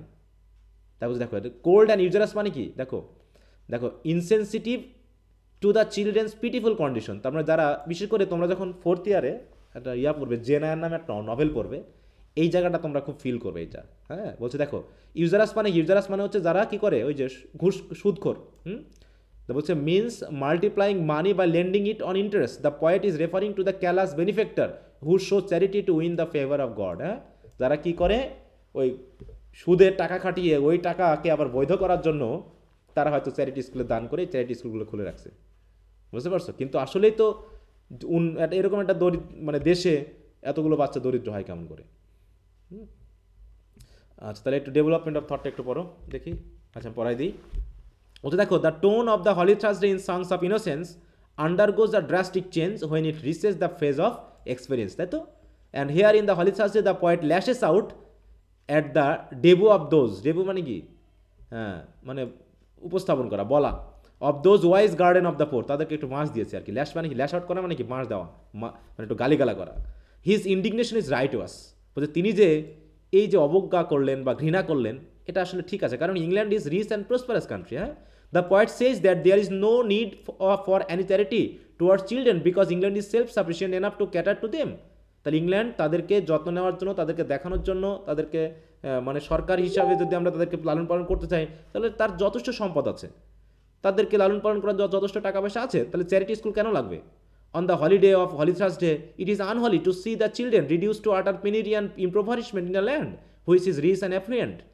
Despite its prosperity, the flowers of the town get raw deal from the money-making user's hand. এই যে flowers of the town তাদেরকে পালন করছে কাদের হাত দিয়ে, কাদের টাকা দিয়ে, কাদের দানে? ওই হয়তো বা মানি মেকিং ইউজারস হ্যান্ড দিয়ে। Even the hymns the children sing in praise of the Lord are no more pleasant and joyful, যেটা আমরা পড়েছিলাম এক্সপিরিয়েন্সে, দ্য চিমনি সুইপার, তাই না? সেখানে কি বলছিল সে, তার বাবা মা কোথায় গেছে বলো? চিমনি সুইপারে তাহলে সে এক্সপিরিয়েন্স, তাহলে চার্চে, তাহলে এটা বলতেছে এখানে যে তারা যে গান করতেছে গডের প্রশংসায়, এটা কখনো প্লিজেন্ট বা জয়ফুল হতে পারে না। কারণ কি? For their voices shiver from cold and exhaustion. The poet ridicules society and discounts, দেখো England's credit as a prosperous land, তিনি এটা মানতে রাজি না যে এরকম দরিদ্র বাচ্চা যদি ইংল্যান্ডে পাওয়া যায় তাহলে ইংল্যান্ড কখনোই ধনী দেশ হতে পারে না। In the third stanza the poet turns to the austere and deteriorated condition of the children whose future as well as present is truncated and bleak. Truncated মানে কি? মানে ভবিষ্যৎ উজ্জ্বল না, হ্যাঁ, ভবিষ্যৎ একদম অনিশ্চিত এবং শূন্য। Figuratively and sympathetically, he holds that their sun of happiness may never shine and their fields of sports are windswept, frozen and chilly forever. They are foredoomed to live in an eternal winter of neglect and plight. কারণ কখনোই, তাই না, হাজার হাজার বাচ্চাকে যারা যত্ন নিবে তারা নিজের বাবা মাই অনেক সময় কেমন করে বাচ্চাকে যত্ন নিতে গিয়ে বলো? অস্বস্তি বোধ করে, তাই না? অস্বাভাবিক বোধ করে। তাহলে অন্যের হাতে বাচ্চারা কিভাবে মানুষ থাকতে পারে? কিভাবে তারা ভালো খাবার, ভালো পোশাক পেতে পারে? Children shall never starve where the sun shines and the clouds showers rain in such a land. হ্যাঁ, দেখো, land poverty can not terrorise the mind of the children. Asking question specially when the poet is in severe disagreement with the customs and nonsensical conventions, is typically Blakean. মানে তিনি বলতে চাচ্ছেন যে তার মতে এই ধরনের কাস্টম বা কনভেনশন থাকা উচিত না, যেখানে ধনী দেশে দরিদ্র কিছু ছেলেকে দিয়ে দেখানো হবে যে আমরা কত দানশীল। Quite frankly, the poet expresses his bitter contempt against the superficial and pompous charity of the society towards the children. The England that witnessed the Industrial Revolution in Blake's period was materially progressing and many became rich and the rich richer. অনেকে ধনী থেকে ধনী হচ্ছে, তাহলে এই সময়ে, but in this progress towards prosperity many of poor underwent inexplicable hazard. কিন্তু এই মানে কি উন্নতির মধ্যেও অনেক দরিদ্র আছে যারা কি অবর্ণনীয় সমস্যার মধ্য দিয়ে গেছে। The poor children of the charity schools were no exception. এক্ষেত্রে চ্যারিটি স্কুলের এই বাচ্চারা ব্যতিক্রম না। যে এরকম একটা ধনী দেশে, যেখানে ধনীরা আরও ধনী হচ্ছে, সেখানে এই গরিব বাচ্চা আসে কোত্থেকে? তাহলে এদের জন্য কি সরকার নাই? এদের জন্য কেন মানুষের কাছ থেকে দান তুলে তাদেরকে মানুষ করতে হবে? তাহলে সমস্যাটা কোন জায়গায়? বুঝতে পেরেছ? অতএব কবি এখানে কি খুব রাগ প্রকাশ করেছে, না? বলছে the poet's Fury at the picture of England. তাহলে যাদেরকে ফ্লাওয়ার বলা হচ্ছে, তাহলে তারা হচ্ছে কি বাগানের ফুল, হ্যাঁ, যাদেরকে নিজের মতো করে বাড়তে দেওয়া হয় না, তাদেরকে নিশ্চয়ই ডমিনেট করে তাদের রুলস এবং রেগুলেশনের মধ্যে ফেলেই তাদেরকে মানুষ করা হয়। অতএব তারা কখনোই ওই ওপেন ফিল্ডের ফ্লাওয়ার হতে পারে না, তারা স্বাধীনভাবে তাদের জীবন চালাতে পারে না। ঠিক আছে, কি কথা বুঝতে পেরেছ? ওরা যে চার দেওয়ালের ভিতর বন্ধ, এটা বুঝেছিস যে? বলো। হ্যাঁ হ্যাঁ বলো, বুঝি নাই, আবার বলো। না স্যার, বলছি যে ওরা যে চার দেওয়ালের ভিতর বন্ধ, এটা বুঝেছে যে? হ্যাঁ, এটা বুঝতে পারো। শুধু চার দেওয়ালে বন্ধ না, অনেক কিছুই বুঝিয়েছে এখানে, নাকি?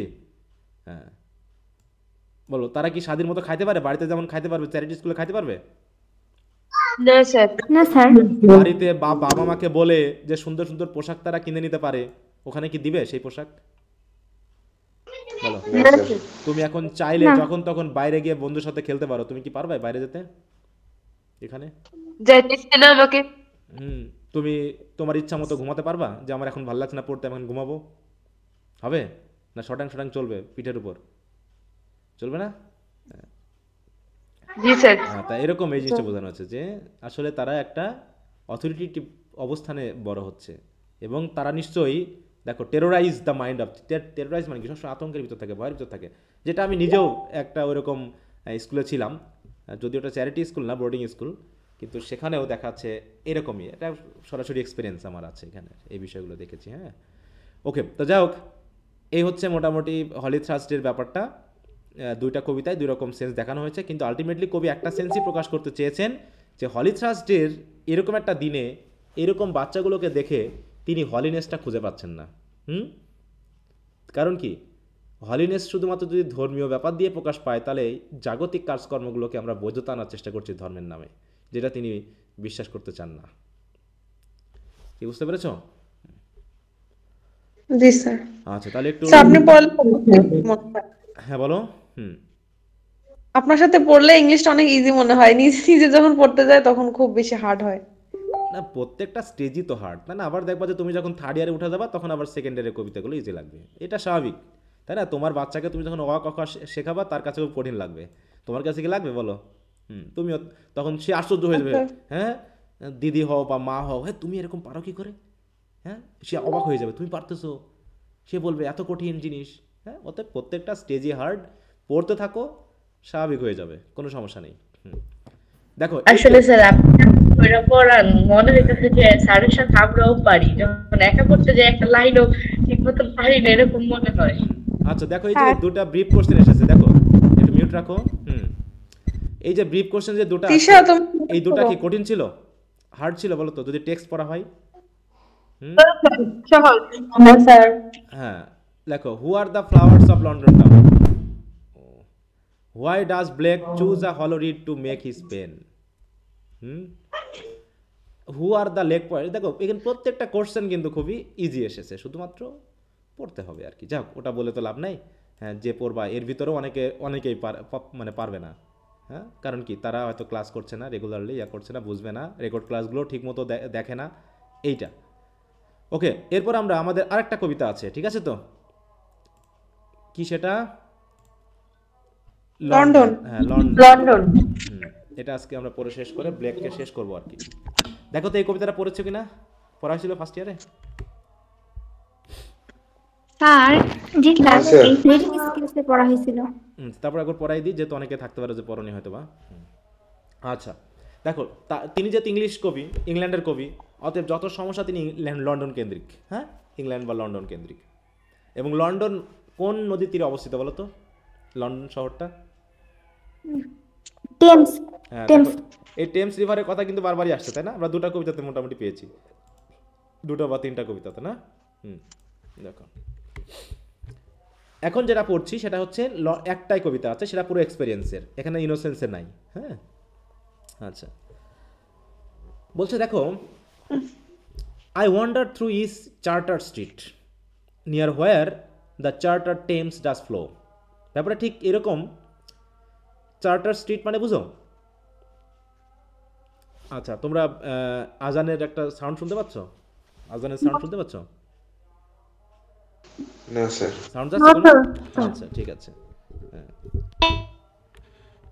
আচ্ছা, আজান হচ্ছে তো, এই জন্য বলছি। দেখো, I wander through each charter street near where the charter Thames does flow and mark in every face I meet marks of weakness and marks of woe. মানে এমনটা, দেখো চার্টার্ড মানে বুঝো তো, চার্টার্ড শব্দটা দিয়ে কি বোঝায়? What is the meaning of chartered?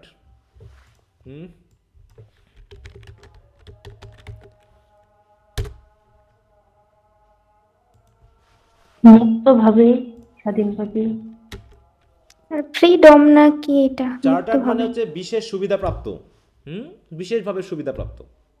হ্যাঁ, বলছে দেখো, চার্টার মানে হচ্ছে founded or having its right and privilege establish by means of charter. Charter মানে কি, বিশেষ আইন করে যে জিনিসটা গঠিত হয়েছে। আর চার্টার মানে হচ্ছে একটা আইন, তাই তো? হ্যাঁ, বা হচ্ছে একটা বিশেষ কি বলবো, নির্দেশনা সরকার থেকে, এইগুলো থেকে তৈরি। যেমন হচ্ছে আমাদের ঢাকা শহরে কিছু কিছু এলাকা আছে না, যেখানে কমন পিপলরা যখন তখন ঢুকতে পারবে না।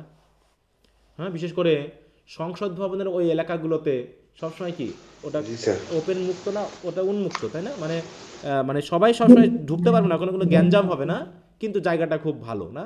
কিন্তু এখানে যে মানুষগুলো থাকে, আমাদের তো মনে হতে পারে তারা খুব সুখে আছে, তারা খুব হ্যাপি আছে, তাই না? ঢাকা শহরের মানুষগুলোর মুখের দিকে তাকালে কি মনে হয় তারা খুব সুখে আছে না খুব তাড়াতাড়ি মানে খুব কষ্টে আছে? কেমন মনে হয়?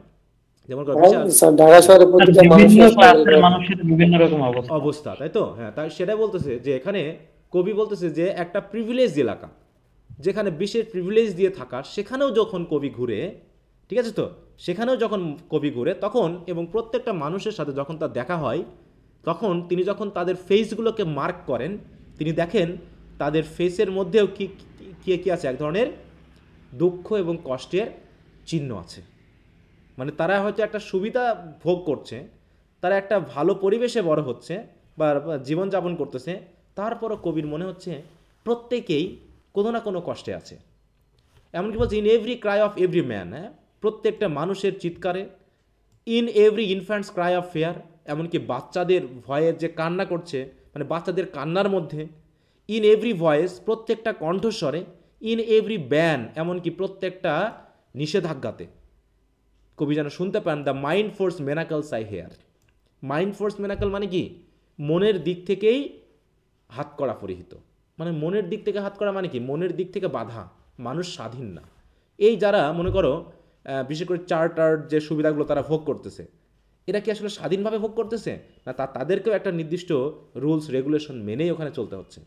বলো, মনে করো যে হচ্ছে প্রধানমন্ত্রী বা যে দেশ চালাচ্ছে সে খুব শান্তিতে দেশ চালাচ্ছে, তাই না? সে খুব শান্তিতে আছে নাকি? সে টেনশন মুক্ত, সে কত সুন্দর খাইতে পারে, ভালো বাড়িতে ঘুমাতে পারে, হ্যাঁ, ভালো গাড়িতে চড়তে পারে, এরকম না ব্যাপারটা? সে কি খুব শান্তিতে আছে? কি মনে হয় বলো? স্যার আপনার কথা আটকাতে যাচ্ছে। ও, একই সমস্যা শুরু হয়েছে শেষের দিকে এসে আবার? স্যার স্ক্রিনও মাঝে মাঝে দেখা স্যার আবার হচ্ছে স্ক্রিনে চলে যাচ্ছে। আচ্ছা, সমস্যা নেই, দেখছি, কিছুক্ষণ ওয়েট করো। আচ্ছা, এখনো কি সমস্যা হচ্ছে? দেখো না স্যার, বলেন আবার। আচ্ছা, তাই বলছে দেখো যে, তাই তিনি বলতেছে প্রত্যেকটা মানুষের কণ্ঠস্বরের মধ্যে, কথাবার্তায়, আচার আচরণে তিনি যেন দেখতে পান এখানে কেউ স্বাধীন না। মাইন্ড ফোর্স মেনাকলস মানে হচ্ছে মনের দিক থেকে মানুষ আবদ্ধ বা বন্ধ, সবাই স্বাধীনভাবে কথা বলতে পারে না, স্বাধীনভাবে নিজের জীবনযাপন করতে পারে না, কোনো না কোনো আইন, তাই তো, বা রেস্ট্রিকশনের মাধ্যমে তারা কিন্তু বড় হচ্ছে। অতএব মানুষ নিয়মের মধ্যে বড় হলে পারে মানুষ কখনো সুখ পেতে পারে না, নিয়ম কখনো মানুষকে সুখ দিতে পারে না। মানুষ প্রধানত সুখী হয় কখন? যখন সে স্বাধীন মতো চলতে পারে, তাই না? মনে করো যে পুরুষটা অনেক টাকা ইনকাম করতেছে, হ্যাঁ, তার অনেকগুলো ফ্যাক্টরি, অনেকগুলো প্রতিষ্ঠানের মালিক, সে কি আসলে শান্তিতে ঘুমাতে পারে বলো তো? তার টেনশন, এটা সেটা কত কাজ আছেই, হ্যাঁ, লেগে। অতএব তার যত টাকা তত টেনশন, হ্যাঁ, তাকে দেখে মনে হচ্ছে সে ভালো খায়, সে ভালো পোশাক পরে, ভালো বাড়িতে থাকে, ভালো গাড়িতে চড়ে, কিন্তু ভিতরের যে প্রশান্তিটা সেটা কি আসলে ফিল করে সে কিন্তু ফিল করতে পারে না। সে নিজের মতো চাইলে ঘুমাতে পারে না, সে নিজের মতো চাইলে যেখানে খুশি সেখানে যেতে পারে না। তাই বলতেছেন যে প্রত্যেকটা মানুষের মধ্যে, হ্যাঁ বলো, আবারও সমস্যা বলছি যে স্যার আপনার ভালো করে ঘুম হয়? স্যার আবার সমস্যা হচ্ছে। সমস্যা হচ্ছে এখনো? ঠিক আছে না, খুব সমস্যা হয়ে গেল আজকে ক্লাসটা। হ্যাঁ, এভাবে করে তো হয় না। তো যাও, তাই বলছে হাউ দ্য চিমনি সুইপারস মানে কয়েক সেকেন্ড কথা বললে ঠিক আছে, আবার হচ্ছে এরকম। আচ্ছা, তো একটু শেষ করে নি, আপাতত আর কিছু করার নাই। বলছে how the chimney sweepers cry every blackening church appalls, মানে কবির মতে এই যে চিমনি সুইপাররা যখন রাস্তায় রাস্তায় হাঁক মেরে, ঠান্ডার মধ্যে ছোট বাচ্চাগুলোকে কাজ করতেছে, সেখানে কি চার্চ পবিত্র থাকতে পারে বলো? না চার্চ তখন ব্ল্যাক হয়ে যায়, অপরাধী হয়ে যায়, বলো? চার্চ কি পবিত্র জায়গা থাকতে পারে? একটা চার্চের অধীনে একটা এলাকা কিভাবে দরিদ্র বাচ্চাগুলো ঠান্ডায় কাজ করতে পারে, সেখানে কিভাবে বাবা মা চার্চে গিয়ে প্রার্থনা করতে পারে, সেখানে চার্চের প্রিস্ট কিভাবে ধর্মীয় প্রচার করতে পারে, আর সেখানে কিভাবে সব কিছু পবিত্র চলতে পারে, যেখানে পবিত্রতার যারা প্রতীক শিশুরা তারা রাস্তায় রাস্তায় ঘুরে বেড়ায়, চিৎকার করে বেড়ায়, কষ্টে ঘুরে বেড়ায়, হ্যাঁ। And the hapless soldier sigh runs in blood down palace walls, হ্যাঁ, এবং অসহায় সোলজারের যে দীর্ঘশ্বাস হ্যাঁ, সেই দীর্ঘশ্বাস, প্রত্যেকটা দীর্ঘশ্বাস মানে কি, যেন একটা রাজপ্রাসাদের ওয়াল থেকে যেন রক্ত ঝরে পড়তেছে। কারণ কি, এই যে রাজা রাজপ্রাসাদ, তারা যে আজ শান্তিতে ঘুমাচ্ছে, এই শান্তির ঘুমের প্রতিরক্ষা কারা বলো? কারা এই দেশটাকে প্রতিরক্ষা দিচ্ছে? এক একজন সোলজার না, তাই না? এবং এই সোলজাররা যখন কষ্ট করে জীবন দিয়ে দেশকে রক্ষা করছে, রক্ত ঝরিয়ে দেশকে রক্ষা করছে, আদৌ কি এই রাজা রানী তাদের সন্তানদের কিছু যায় আসে বলো? যায় আসে বলো? না। যারা মরছে তাদের পরিবারের কষ্ট, তাদের সন্তানের কষ্ট। তাই বলতেছে একজন অসহায় সোলজারের দীর্ঘশ্বাস, এটা দেখলে মনে হয় যেন এই প্যালেস ওয়ালস দিয়ে যেন রক্ত চুয়ে চুয়ে পড়তেছে। মানে কি, এক একটা প্যালেসের ওয়াল, এক একটা প্যালেসের বিল্ডিং মানে কি, এক একটা মানে অনেক সোলজারের রক্তের বিনিময়ে কেনা এগুলো। তাই বলতেছে এই প্রত্যেকটা জিনিসের মধ্যে কবি এক ধরনের নেগেটিভিটি, এক ধরনের কষ্ট, এক ধরনের মানে কি অপরাধ, এক ধরনের দুর্নীতি, এরকম কিছু যেন তিনি খুঁজে পাচ্ছেন। এছাড়াও বলছে কি, but most through midnight street I hear how the youthful harlot's skirts. এমনকি এই লন্ডন নাকি একটা ভালো শহর, হ্যাঁ, এই লন্ডন নাকি একটা পবিত্র শহর, অথচ যখন মিড নাইট স্ট্রিট দিয়ে আমি যখন হাঁটি, তখন দেখি কি হারলোটেরা কার্স করতেছে। হারলোট মানে কি? পতিতা। হ্যাঁ, তাই তো, করে রাস্তায় রাস্তায় ঘুরে, হ্যাঁ, রাতের বেলায় গভীর রাতে রাস্তায় ঘুরে তারা কাস্টমার খুঁজে, হ্যাঁ, আর এই কাস্টমারের মাধ্যমে তাদের যে সন্তান হয়, অবৈধ সন্তান, হ্যাঁ, কী করে, তাদেরকে কার্স করে, হ্যাঁ, ব্ল্যাস দ্য নিউ বর্ন ইনফ্যান্টস টিয়ার। তাহলে ওর, তাই তো, তার অবৈধ সম্পর্কের মাধ্যমে, হ্যাঁ, তার যে সন্তান হয়, এই সন্তানের প্রতি কি এই হারলোটের ভালোবাসা থাকবে বলো? নাকি সন্তান থেকেই মেইনলি এরকম এতিম সন্তান তৈরি হবে বলো, যাদেরকে রাস্তায় ফেলে থুয়ে হয়তো চলে গেল, হ্যাঁ, রাস্তায় ফেলে রেখেই চলে গেল, হ্যাঁ। তাই বলতেছে আমি যখন দেখি তখন এই যে অপরাধগুলো আমি যে দেখতে পাচ্ছি, তাই বলছে how the youthful harlot's scars blasts the new born infants tear and blights with plague the marriage hearts, হ্যাঁ, এবং এই হারলোটেরা কীভাবে একটা পবিত্র বিবাহ বন্ধনকে একটা হার্টসে রূপান্তর করতে পারে। বুঝতে পারছে? ব্লাইট উইথ প্লেগ মানে কি? প্লেগ মানে কি? বিভিন্ন ধরনের যে সকল সেক্সুয়াল যে ডিজিজগুলো আছে এদের মাধ্যম দিয়েই তো ছড়াচ্ছে নাকি? এই ছড়ানোর মাধ্যমে একটা পবিত্র বিয়েকে কিভাবে, হার্স মানে বুঝো তো, হার্স মানে হচ্ছে কি সবজান, হ্যাঁ, বা ডেড বডি পরিবহনের জন্য যে গাড়ি, বুঝতে পারছো? দেখো হার্স,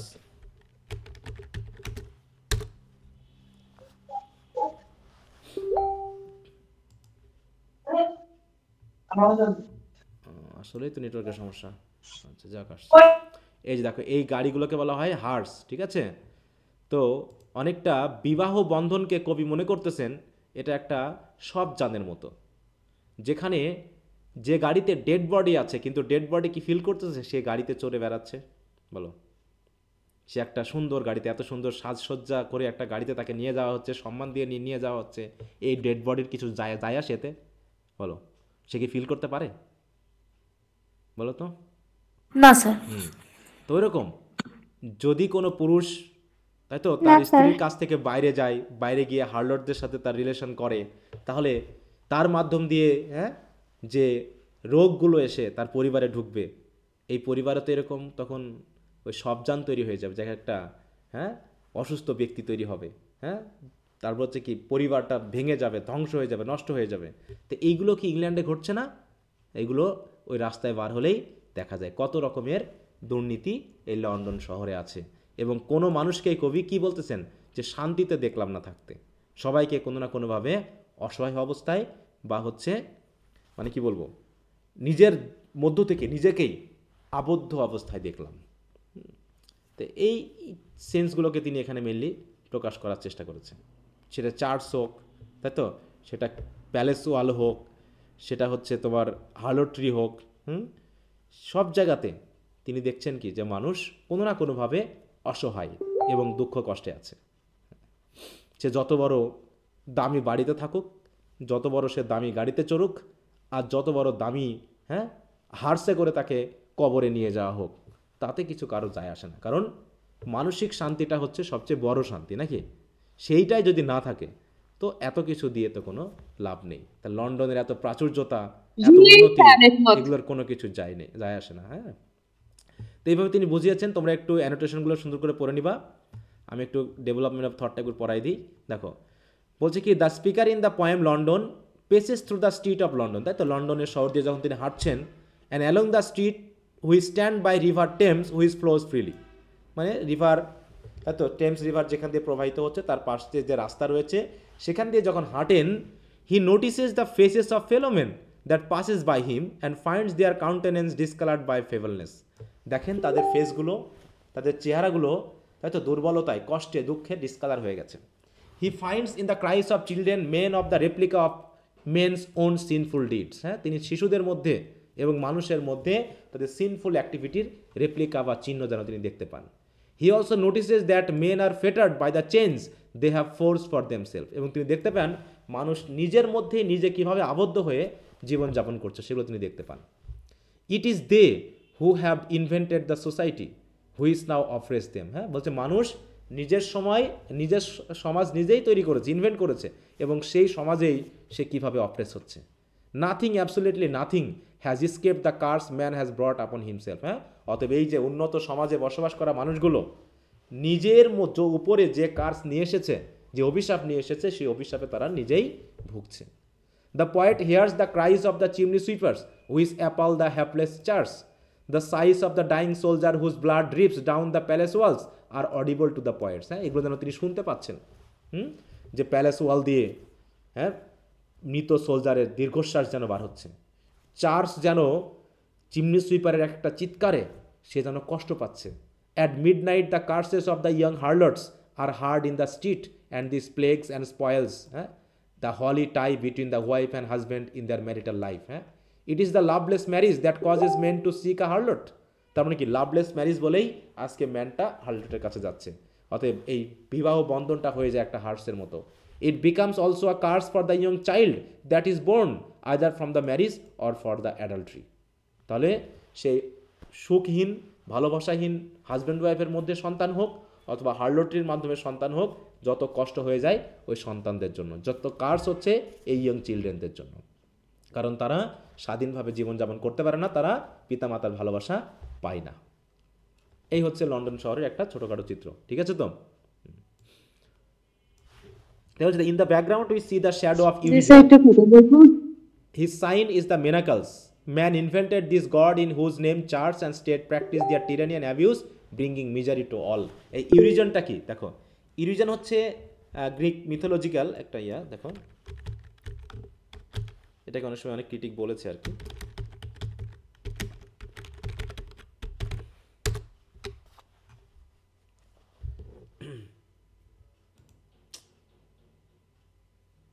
এই যে এটা একটা ইউরিজন হচ্ছে কি, একটা বৃদ্ধ মানুষ, দেখো তার ইমেজে কি দেখানো হচ্ছে, Urizen a god like figure in William Blake's mythology, not Greek mythology. Urizen হচ্ছে কি, দেখো Urizen may come from the Greek verb horizon which means to limit, it may also comes from the phrase your reason. মানে এখানে তিনি দেখাতে যাচ্ছেন, দেখো Urizen হচ্ছে কি, Urizen is often depicted as a bearded man, he may carry books of divine law or measuring instrument. তার মানে কি, এখানে দেখানো হচ্ছে যে ওই যে এইজেড ওল্ড ম্যান বা গার্ডিয়ান হিসাবে সে যেন পরিচালনা করে, সে যেন রুলস অ্যান্ড রেগুলেশনস দান করে। মনে করা হয় এই ইউরিজন হচ্ছে কি, দেখো Urizen is the embodiment of rational law, he organises the universe and creates natural religion. দেখো ন্যাচারাল রিলিজিয়ন, হ্যাঁ, মানে দেখানো হচ্ছে যে ইউরিজন হচ্ছে ব্লেকের তৈরি একটা নিজস্ব গডের মতো, যেটা গ্রিক মিথোলজি থেকে কিছু সেন্স নিয়ে এসে তৈরি করা হয়েছে। এখানে দেখানো হচ্ছে যে এই ইউরিজন পুরো মানুষকে পরিচালনা করছে, মানে আলটিমেটলি বা হচ্ছে ইনওয়ার্ডলি মানুষকে একটা ইনফ্লুয়েন্সিংয়ের মাধ্যমে তাদেরকে পরিচালনা করতেছে এবং সবসময় উন্নয়নের দিকে এগিয়ে নিয়ে যাচ্ছে, যে উন্নয়ন তার নিজের জন্যই হয়তো সুখ বয়ে আনছে না। ঠিক আছে, এরকম একটা বিষয় এখানে দেখানো হয়েছে। এটা খুব একটা অন্যদিকের বিষয় না, জাস্ট নিজস্ব একটা সেন্স যে গড বাদ দিয়ে, হ্যাঁ, আমরা সৃষ্টিকর্তা গড বা লর্ড যেটা বলছি ওটা বাদ দিয়ে আমরা মানুষেরা নিজের মতো করে একটা গড তৈরি করে নিয়েছি। ঠিক আছে তো, যে আমাদের জাগতিক উন্নয়নের, যে আমাদের পার্থিব উন্নয়নের জন্য আমাদেরকে উৎসাহিত করে বা এনকারেজ করে, এবং সেই উৎসাহ উদ্দীপনায় আমরা যে উন্নয়ন করছি সেই উন্নয়নই একসময় আমাদেরকে কিসে নিয়ে যাচ্ছে বলো, আমাদের কি শান্তির দিকে নাকি অশান্তির দিকে নিয়ে যাচ্ছে? কোনটা বলো? অশান্তি। অশান্তির দিকে। এইটা অশান্তির দিকে। আচ্ছা, ভেরি গুড। তাহলে এই হলো মোটামুটি, তোমরা একটু বাকিগুলো একটু পড়ে নিও। এই যে যে বিষয়গুলো থাকে অ্যানোটেশন বা এগুলো পড়ো তো বাসাতে নাকি? কি সবাই পড়ো না পড়ো না? জি স্যার। হ্যাঁ, একটু রিডিং দিবা, যা বুঝবে বলছি যে সব বুঝতে হবে না। না স্যার আমি পড়ি না। কেন পড়ো না কেন? না পড়লে হবে? স্যার আমি আমি আমি ছিলাম অসুস্থ ছিলাম যে জন্য। আচ্ছা, অসুস্থ তো অবশ্যই এটা সমস্যা, কিন্তু হ্যাঁ একটু বসে পড়লে খুব একটা কঠিন হবে না। যতটুকু সময় পাবে একটু পড়বা, এগুলো পড়ে শেষ করতে একটা কোশ্চেন ছিল। হ্যাঁ, এখন জমিয়ে রাখবা, পরে যেন সমস্যায় পড়ো না, ঠিক আছে তো? হ্যাঁ আচ্ছা, বলো কার সমস্যা? কোশ্চেন কি? স্যার স্পেশালি আর স্পেশালির মধ্যে পার্থক্য কি স্যার? স্পেশালি আর স্পেশালি কি বোঝায়? একটা নাউন একটা ভার্বের মডিফায়ার, ঠিক আছে তো? কিছু শোনা যাচ্ছে না, কথা কিছু শোনা যাচ্ছে না। তাহলে তুমি আমাকে কল দিও, অথবা তুমি ডিকশনারিতে একটু ঘেটে নিও, তাহলে বুঝতে পারবা। স্যার আমি কি কথা বলবো?